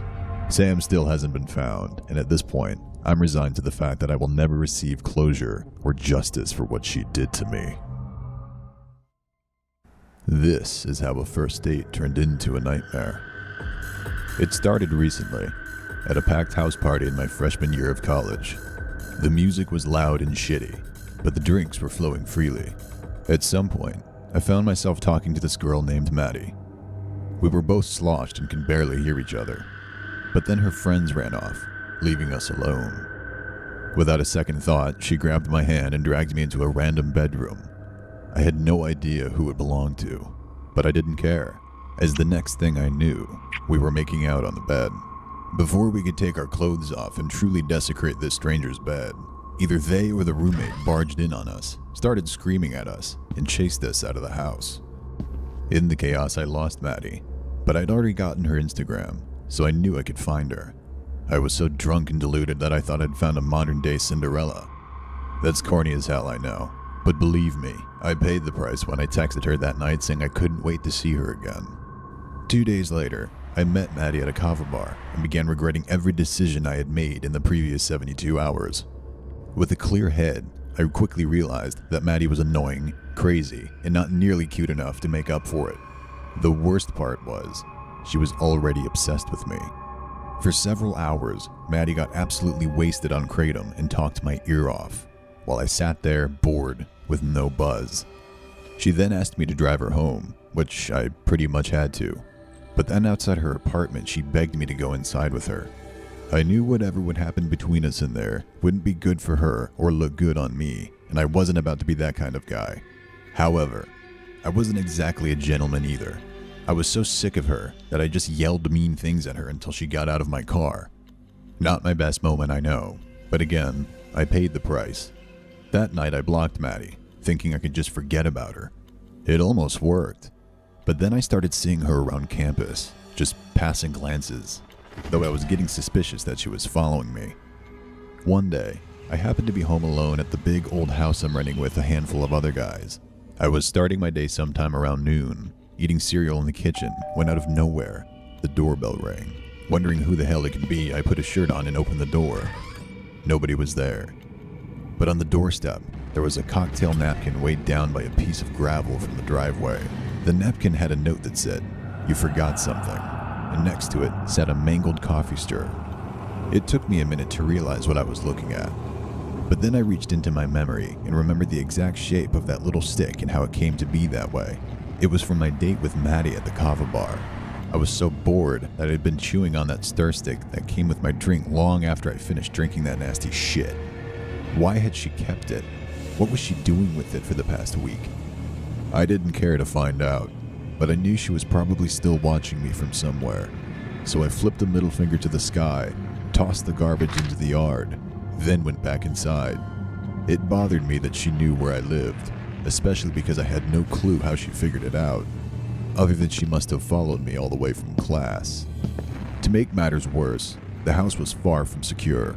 After hosting decades of college parties, the place was a wreck. There were probably a dozen ways in I didn't even know about, and I just had to hope Maddie wasn't resourceful enough to find a way in. Once again, I tried to ignore the situation until she found something better to do, but time only proved what kind of psycho I had on my hands. The next day, I was in an afternoon class. In the middle of the lecture, I felt my phone vibrate. I would have ignored it, but I just had this terrible feeling something was wrong. I was right. A random Instagram account texted me, "I know you're in class, but you should see this." Obviously, my first thought was Maddie. But what did she want me to see? The second link loaded in and I saw the video. My heart sank. It was me, naked in my bathroom, taking care of business on the toilet. I'm sure you can understand it was a bit more private than taking a piss. In that moment, whatever I was learning in class ceased to matter. I stood up and excused myself, leaving right away to go home and find the hidden camera. Inside the bathroom that I shared with my two roommates, I searched all over the cluttered mess that surrounded the sink. There were razors, toothbrushes, various tubes of creams and pastes, 5 different sticks of deodorant, and 10 empty vapes. But among the madness, a single nondescript Bluetooth speaker. It didn't belong to me, nor did I recognize it as anyone else's. It was in just the right spot to watch the toilet and the shower, and once I held a light up to it, I saw the hidden lens. Almost as soon as I discovered it, the same Instagram account messaged me again, telling me I had done a good job. But they had more footage of me and everyone else who used the bathroom, doing everything from washing their ass to snorting lines. If I told anyone about it, they would send it all to the local Barstool page. My head was spinning. Maddie had been in the house. She snuck in, planted the camera, and left without anyone noticing. It could have been when we were all sleeping, or when nobody was home. But either way, this was proof how far she was willing to go. I finally broke down. I begged and apologized to her new account, saying I would do anything to keep her from going public. I just wanted it to end. I waited for hours, but she never responded. When my roommates got home, I debated telling them about it, but in the end, I shut myself in my room and hid from them. I laid in bed with the hidden camera stuffed in a shoebox by my bedside, thinking of what else I could do. Slowly, the night wore on. Everyone either left for a party or went to sleep for class in the morning, leaving me the only person still awake. At last, my phone buzzed again. It was Maddie, from the new account. All she said was, "Can I come out now?" I didn't know what she meant, but then another message came through. A picture. Most of it was black, but a thin vertical bar of visibility ran down the center. In it, I could see the foot of my bed, with the lights on just like they were right then and there. She was hiding in my closet. She had been in there all night. I panicked, I ran out of the bedroom and went down the hall to my roommate. I barged in and locked the door behind me. As he woke up and started yelling at me to get out, I told him to call the police because someone had broken into our house. I didn't tell him it was Maddie. I was worried he wouldn't understand the threat if he knew it was a girl. Thankfully, he listened, but by the time the cops arrived, Maddie was gone. She slipped away like the snake she is. When I told the cops what had been happening, they asked if Maddie had some way of tracking me. I couldn't think of anything that night, but the next day, I searched everywhere until I finally found it. There was an AirTag underneath my passenger seat. She must have slipped it in there while I drove her home on our first date. That means she's been stalking me from the start.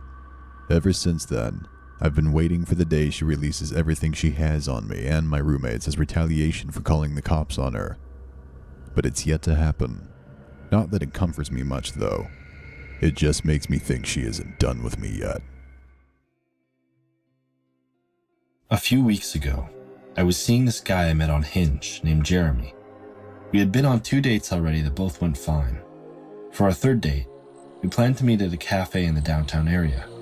We figured we could talk there for a while, then if things went well, wander somewhere else to keep the night going. As I like to do, I arrived about 30 minutes early so I could get comfortable in the space. I was sitting outside waiting until Jeremy arrived to go and get my drink, knowing he'd like to pay for it. Then, our meeting time came, and he didn't show. 5 minutes later, I texted him, asking him if he was running late. I got no response. 10 more minutes passed, and I started to get a bit upset, but I tried to be patient and not come off as pushy. However, it seemed like I must have been wearing my mood on my sleeve, as around the time Jeremy was officially an hour late, another man came up to my table and started making small talk. This new, strange man asked if I was ever planning to get coffee, admitting he had been outside and noticed me sitting alone for a while. I avoided him telling why I was there, but he could see it in my face that I had been stood up. Immediately, I began acting standoffish as defense. I ignored what he was saying and texted Jeremy. I mentioned there was another man talking to me, hoping it would make him want to act protective, or, at the very least, jealous, just enough to show his face.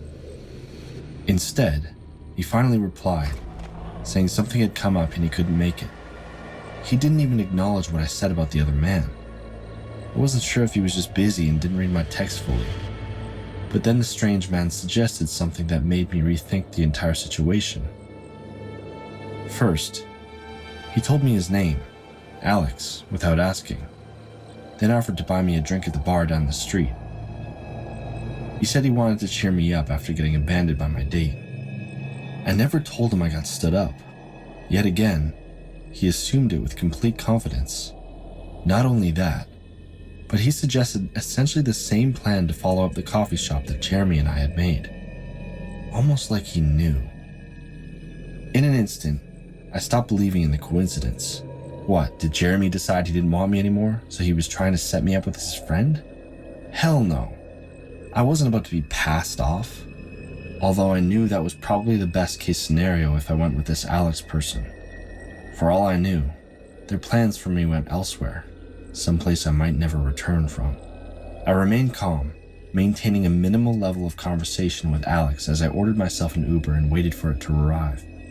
It only took a few minutes, but it felt like forever. When it came, I rushed inside the car and told the driver to lock the doors and not let that man come with me. Thankfully, the driver reacted quickly and was glad to help me get away. Once I got home, I angrily shed all the nice clothes I put on, washed out all the fancy product I put in my hair, blocked Jeremy, and told myself I was never going on a date with a man I met online again. As soon as I laid down on my couch, I put on the TV, ready to relax and forget about him, only for someone to knock on my door and a familiar voice to violate my peace. Jeremy.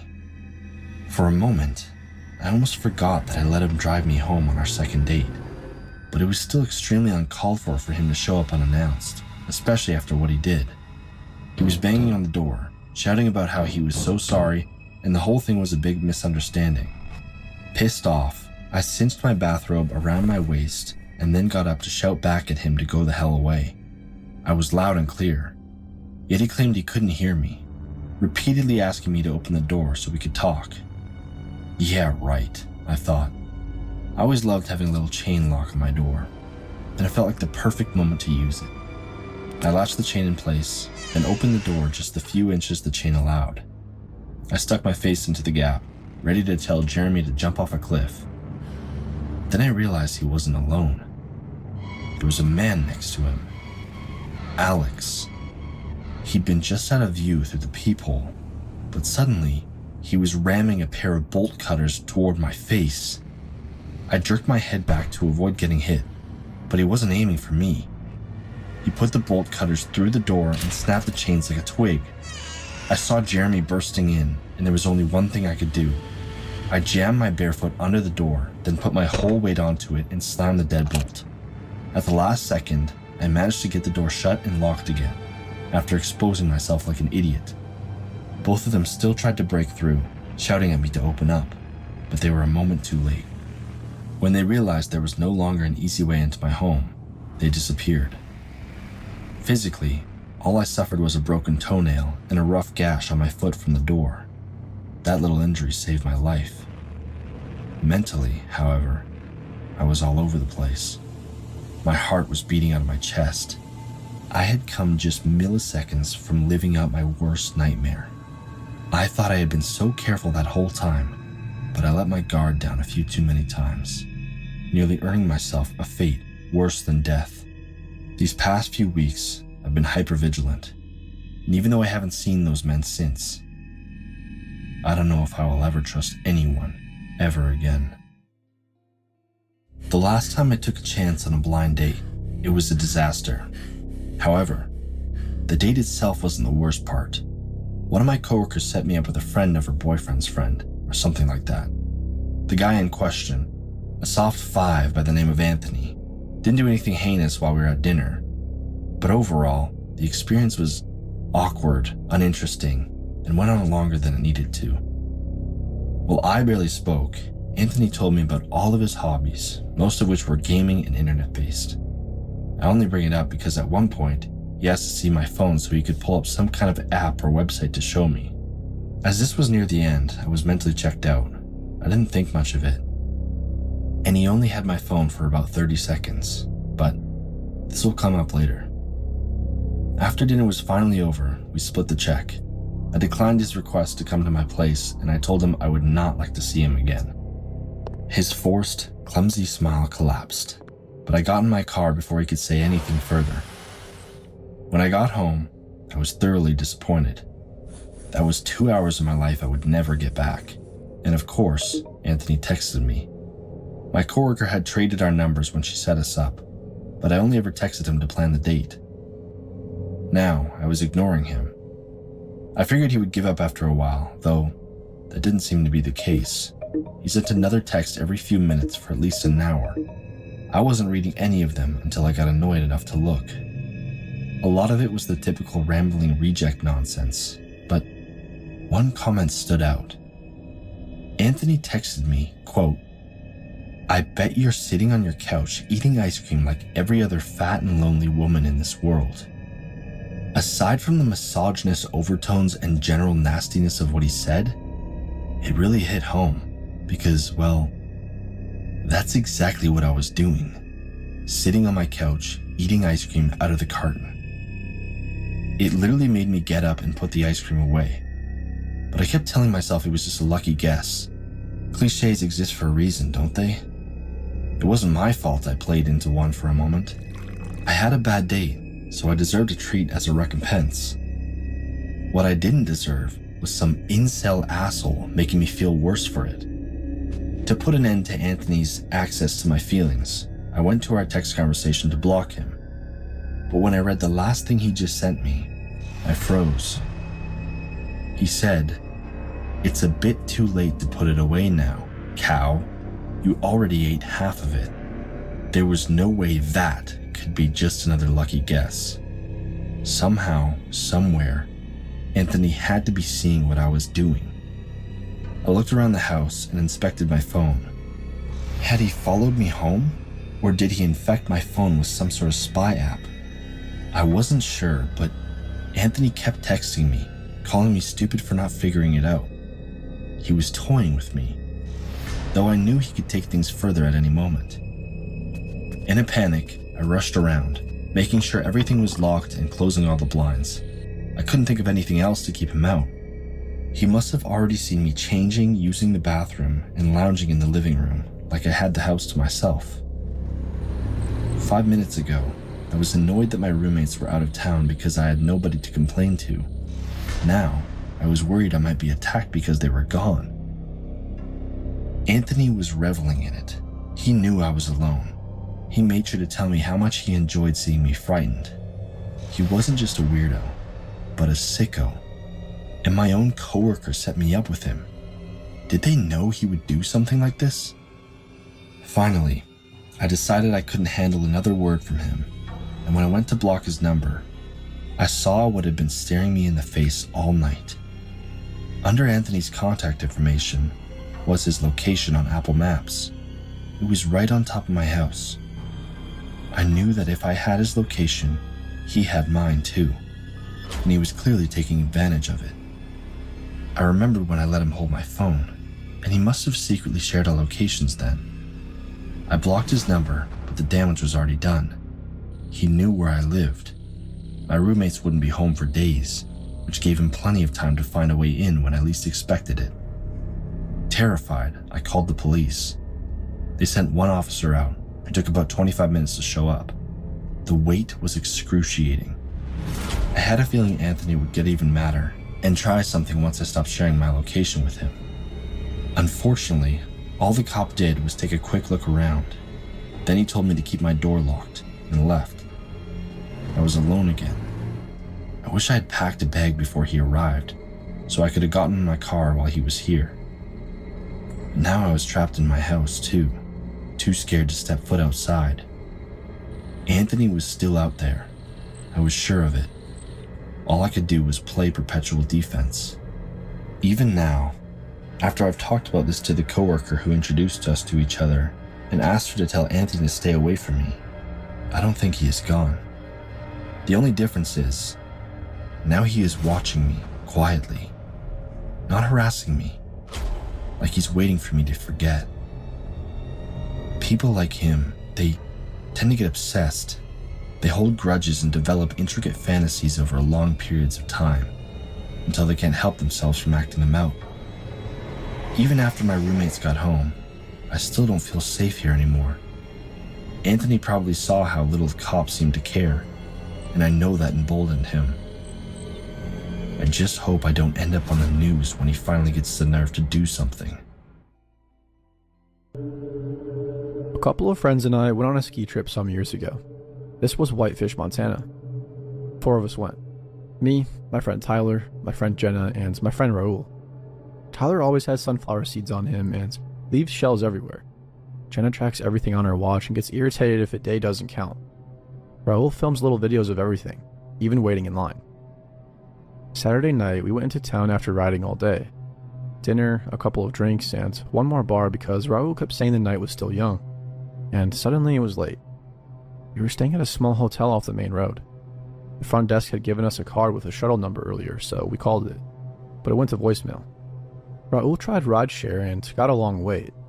We stood on the curb with our boards and boots and that tired, buzzy feeling. A white van rolled up with no resort logo and no hotel logo. A small sticker on the windshield said, Mountain Shuttle. The driver waved like he recognized us. He leaned out and said he was picking up for the motels on our road. He named our motel without us saying it first. Tyler started walking over, already relieved. I followed because Tyler moves first and thinks later. Jenna and Raul climbed in behind us. The driver said his name was Grant. Middle-aged, baseball cap, calm voice, and a lanyard with the card turned inward. The van smelled like wet gloves and cheap air freshener. He told us to buckle up and pulled away. For the first minute, it looked normal. Downtown lights, then the gas station, then the road that leads back towards the motels. Raul was talking. Tyler asked Grant if he skied. Grant answered with short replies. Then Grant turned off the main road. Jenna leaned forward and told him our motel was straight. But he said there was a closure ahead and he was taking the back way. He added that cops were stopping cars up there and he wanted to avoid the checkpoint. That word checkpoint shut everybody up. Tyler sank back. Jenna looked at me like she wanted to argue, then she swallowed it. Raul tried to pull up a map. The little white dot spun. Signal dropped. The streetlights fell away and the road narrowed until snowbaked sparks descend on both sides. Trees pressing close enough that branches brushed the van, and at some point Grant reached over and shut the radio off. The pavement ended without warning and the tires settled into two packed tracks in the snow. The way he kept driving made it obvious this wasn't his first time taking this road. A gate showed up in the headlights. Metal bars, chain, padlock. Grant stopped with the bumper almost kissing it. He put the van in park and sat there. He said we had to wait for maintenance to open it. Jenna asked who maintenance was, and Grant looked back at us for the first time like he was checking something. He raised his hand, palm out, and I saw a knife in his other hand, a small folding knife already open. He told us to stay quiet and said that we weren't getting out until he said so, one at a time. Raul's phone slipped out of his hand and hit the floor, so Grant reached back, picked it up, and set it by the dashboard. When Jenna's thumb moved over her screen, Grant turned, held his hand out, and waited until she passed hers forward. Tyler froze for a second, watching the knife come closer, then handed his phone over too. Grant stepped out into the snow and walked around the passenger side. Cold air poured in while he yanked the sliding door open from outside. The woods beyond the headlights looked like a wall. He grabbed Raul first because he was closest, hooking an arm under his jacket and dragging him toward the door while his boots scraped against the floor. Raul fought and twisted until Grant drove a knee into his thigh, folding him with a sharp, ugly sound. Tyler lunged from the back row and grabbed Grant's shoulder. The knife came around fast and caught him across the forearm, blood soaking through his sleeve as he staggered back, clutching his arm. His face drained of color. Jenna screamed and tried to shove past me toward the door, but Grant backhanded her across the face and she dropped right into the seat, hands at her nose, with blood spilling between her fingers. Raul was half out of the van already, bent over and gasping. My head went blank and I grabbed my snowboard bag, swinging it as hard as I could. I caught Grant on the other side of the head and shoulder and knocked him backward into the snow outside. He recovered fast. He turned toward me and lunged back through the open sliding door, already bringing the knife up.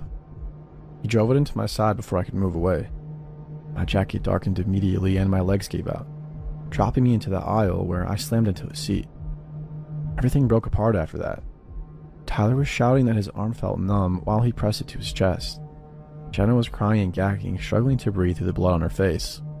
Raul dragged himself toward the far seat, yelling for help with one leg barely working. Then headlights flooded the van and washed everything white.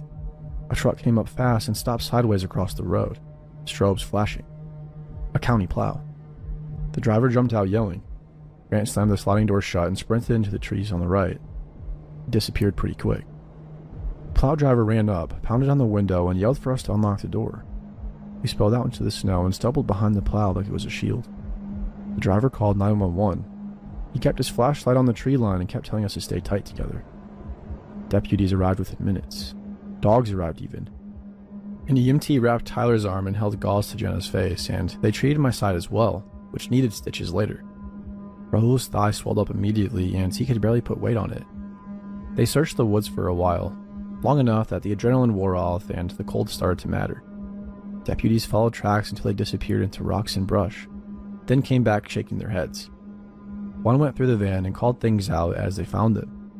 Zip ties in the glove box. Duct tape wrapped around the child lock switch like it had been there a long time, and our phones sitting by the dashboard where he dropped them. A deputy asked how he ended up in the van in the first place. I told him we were waiting for a shuttle outside the village when it pulled up, and the driver said he was doing motel pickups on our road. He knew the name of our motel before we said it, which is why we got in. The deputy wrote that down without saying anything, then paused for a second longer than necessary before closing his notebook. We spent the rest of the night at the sheriff's office, answering the same questions over and over.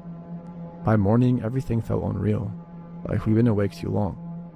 We flew out later that day with swollen faces, bandages, and bags that still smelled like snow and blood. They never caught him while we were there. Deputies told us the van had been reported stolen earlier that week and the shuttle sticker wasn't tied to any company they recognized. The gate he stopped at led to old logging roads that ran deep into the woods. People ask what he planned to do past that gate. I don't have an answer that helps. I think about the zip ties, and I think about how calm he was when he took our phones, like it was the first step of something he'd already played out. I think about how fast he switched from friendly to violent once we were boxed in.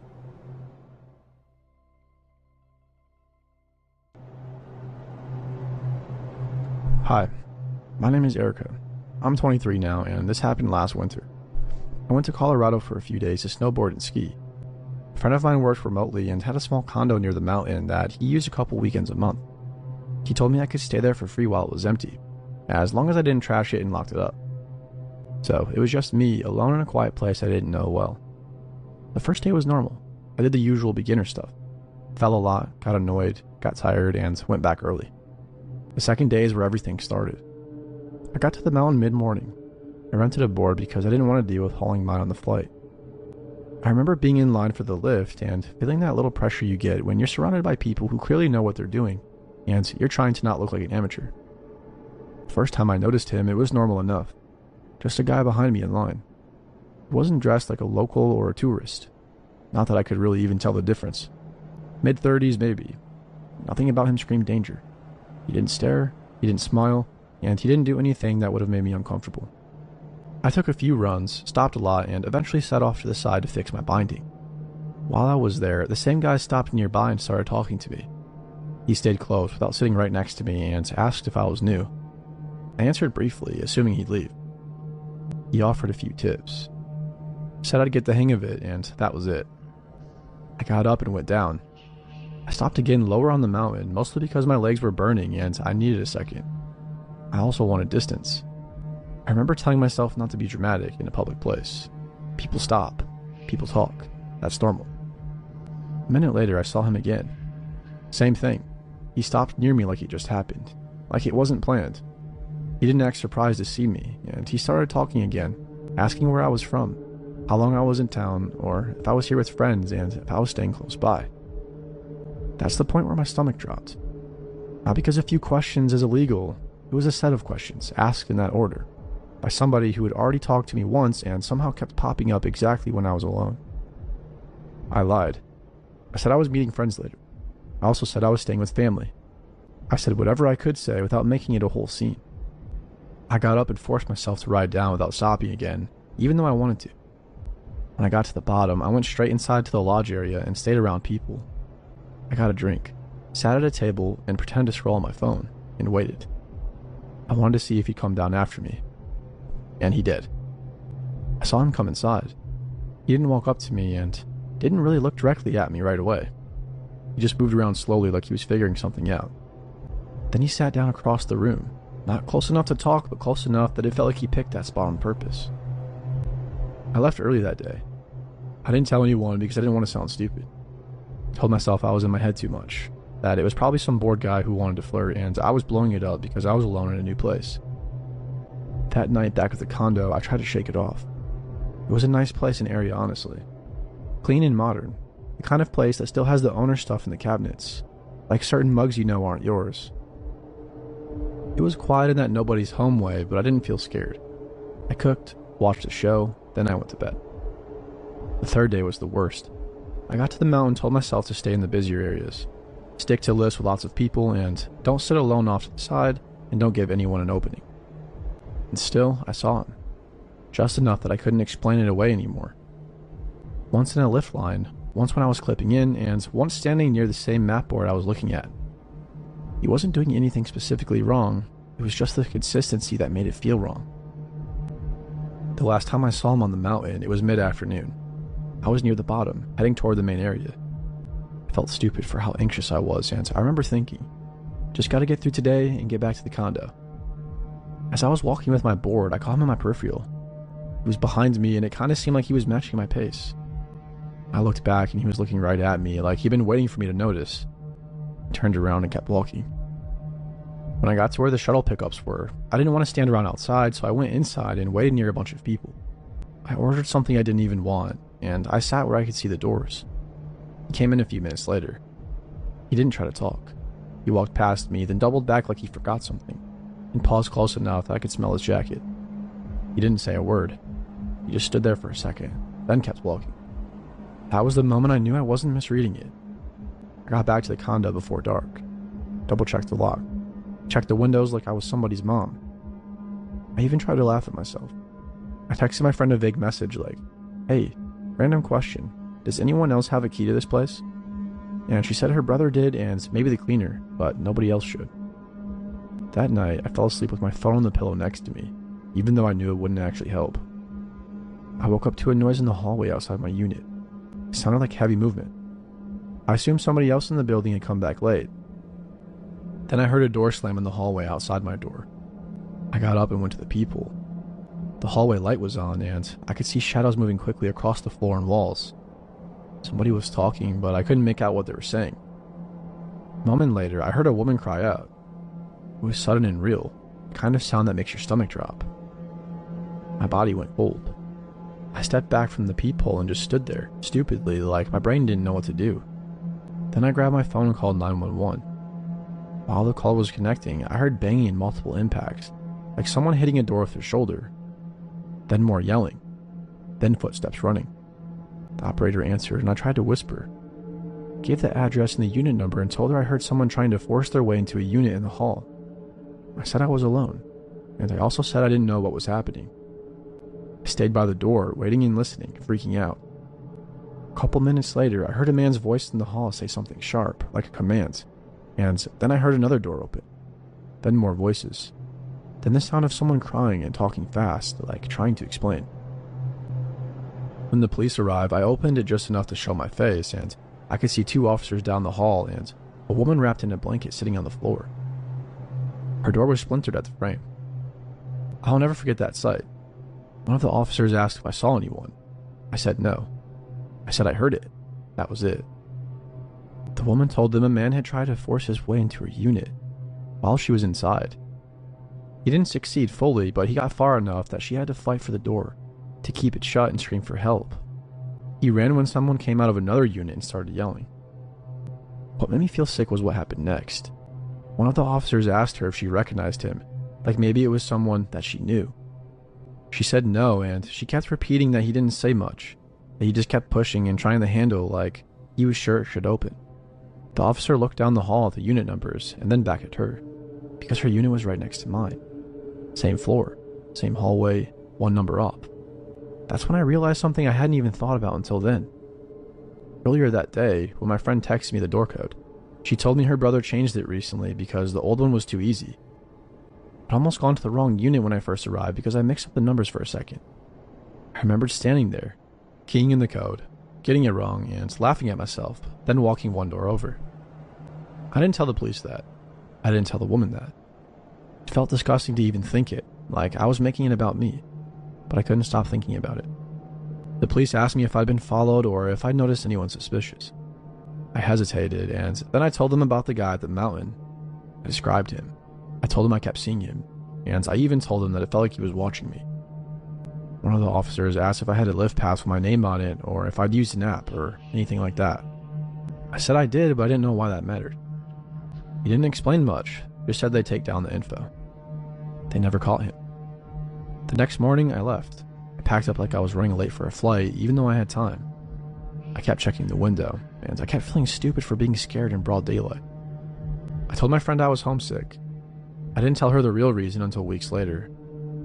I don't know if that guy on the mountain was the same guy in the hallway. Can't prove it. But I know what it felt like to be watched. I know what it felt like when he looked at me, like I finally acknowledged him. And I know how sick I felt standing in my doorway, listening to someone else scream in the room next to mine, knowing I'd almost typed in the wrong door code on my first night there.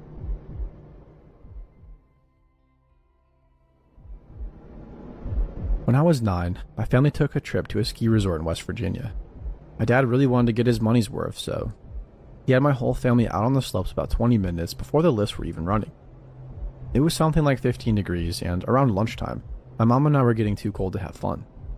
We decided to go get hot chocolates at the food hall while my dad and brother stayed out for a few more advanced runs, and we all agreed to meet for lunch later after about an hour. My mom and I got our hot chocolate and we were warming up in the food hall. When I started to feel better, I noticed that the kiddie slope was right outside the building, so I asked my mom if I could do a few runs while waiting for my dad and brother to come back. My mom was usually extremely cautious about letting my brother and me do things on our own, but from where she was sitting, she had a view of the slope through the window and, probably for that reason, said okay. At first, everything was fine. I was thrilled to be out on my own and felt invincible, blasting down an easy slope after all the trickier ones I'd been on with my parents. I went down a couple times and I was feeling good when I started to notice myself passing a specific man over and over. This man was very distinctive looking in the crowd of skiing families, wearing 90s style snow gear. He was tall, wearing what looked like a black trench coat, not a ski jacket, had a long dark beard, dark rimmed glasses, and a black hat with a rim, like a short top hat. I don't know the name of this exact style, but it was like a less formal top hat kind of. As a 9-year-old kid, his appearance scared me a little and reminded me of a cartoon depiction of a bad guy or a robber. I started feeling like I was seeing him everywhere. It wasn't a huge slope, but it still seemed like we passed each other more often than I was passing other skiers. I also started getting the sense that he was trying to get on the lift with me, like waiting to get in line until after I did, even though we never ended up being put on a lift together. I couldn't tell if I was being paranoid or if he was really showing up way too often, so I decided to test him. The next time I got off the lift, I went back down the slope like normal, knowing he had been a few chairs behind me and would probably come right down the slope as well. When I was about halfway down the hill, I stopped suddenly and the man passed me. That's when it started getting weird. After passing me, the man went a little further down the hill and gently fell down in a controlled way. He sat on the ground and watched me pass him. Then immediately got back up and skied the rest of the way down the hill, getting in line for the lift, several people behind me. I don't know what he said, but he spoke to all the people that were in line between him and me and managed to get right behind me as I was about to get on the lift. Right as the chair came around, he got up beside me and tried to get on the lift with me. At the last second, I played dumb and said, "Oh, I'm sorry, go ahead," and I stepped back to let him on. He seemed surprised by what I said but got on alone, and I got on the next lift with a mom and her daughter instead. They were really nice, and I had a good talk with them on the way up the hill. For some reason, I was too stupid and shaken up to tell them about the man. I was hoping it'd look like they were my family, or at least like someone else on the slope was paying attention to me. At this point, I felt pretty sure that this creepy man had singled me out, and years of my parents' stranger danger training told me that it was probably time to find my mom. I resolved to ski back to the food hall as soon as I was at the top of the slope. Instead, I got off the lift, said goodbye to the mom and daughter, and was immediately approached by the man, who clearly waited for me at the top. He came right over to me and said, "Are you all alone?" It's funny to think back now, but at the time, I remember being kind of insulted at this question because it sounded so much like all the cheesy lines my parents would come up with when they taught my brother and me about stranger danger. I couldn't believe this guy couldn't think of a less obvious question to ask. I think his audacity in that regard kept me from being as afraid as I otherwise might have been. It made it seem like a game or a simulation, which probably helped me act more natural. I answered him very matter-of-factly, saying that I wasn't alone and pointed to a nearby man and his teenage son, saying that was my dad and brother. Then I walked away very casually, as if I wasn't at all weirded out by his question, and skied down the hill to the food hall where I quickly found my mom. I told her all about the guy and the weirdness, and while I was still telling her, I saw him come inside and start walking around with his head high, clearly scanning the crowd like he was looking for someone. My mom was really freaked out and didn't let me leave again, even to get food. My dad and brother arrived soon after that, and my mom told my dad the story. He brushed it off as someone probably being awkward but trying to look out for me. But my mom wasn't convinced, and I'm not either. I think about that guy every now and then and wonder what was really going on with him. Why was he dressed so unusually and unseasonably while skiing? Why was he only skiing on the kiddie slope when he didn't seem to be with a family? Why did he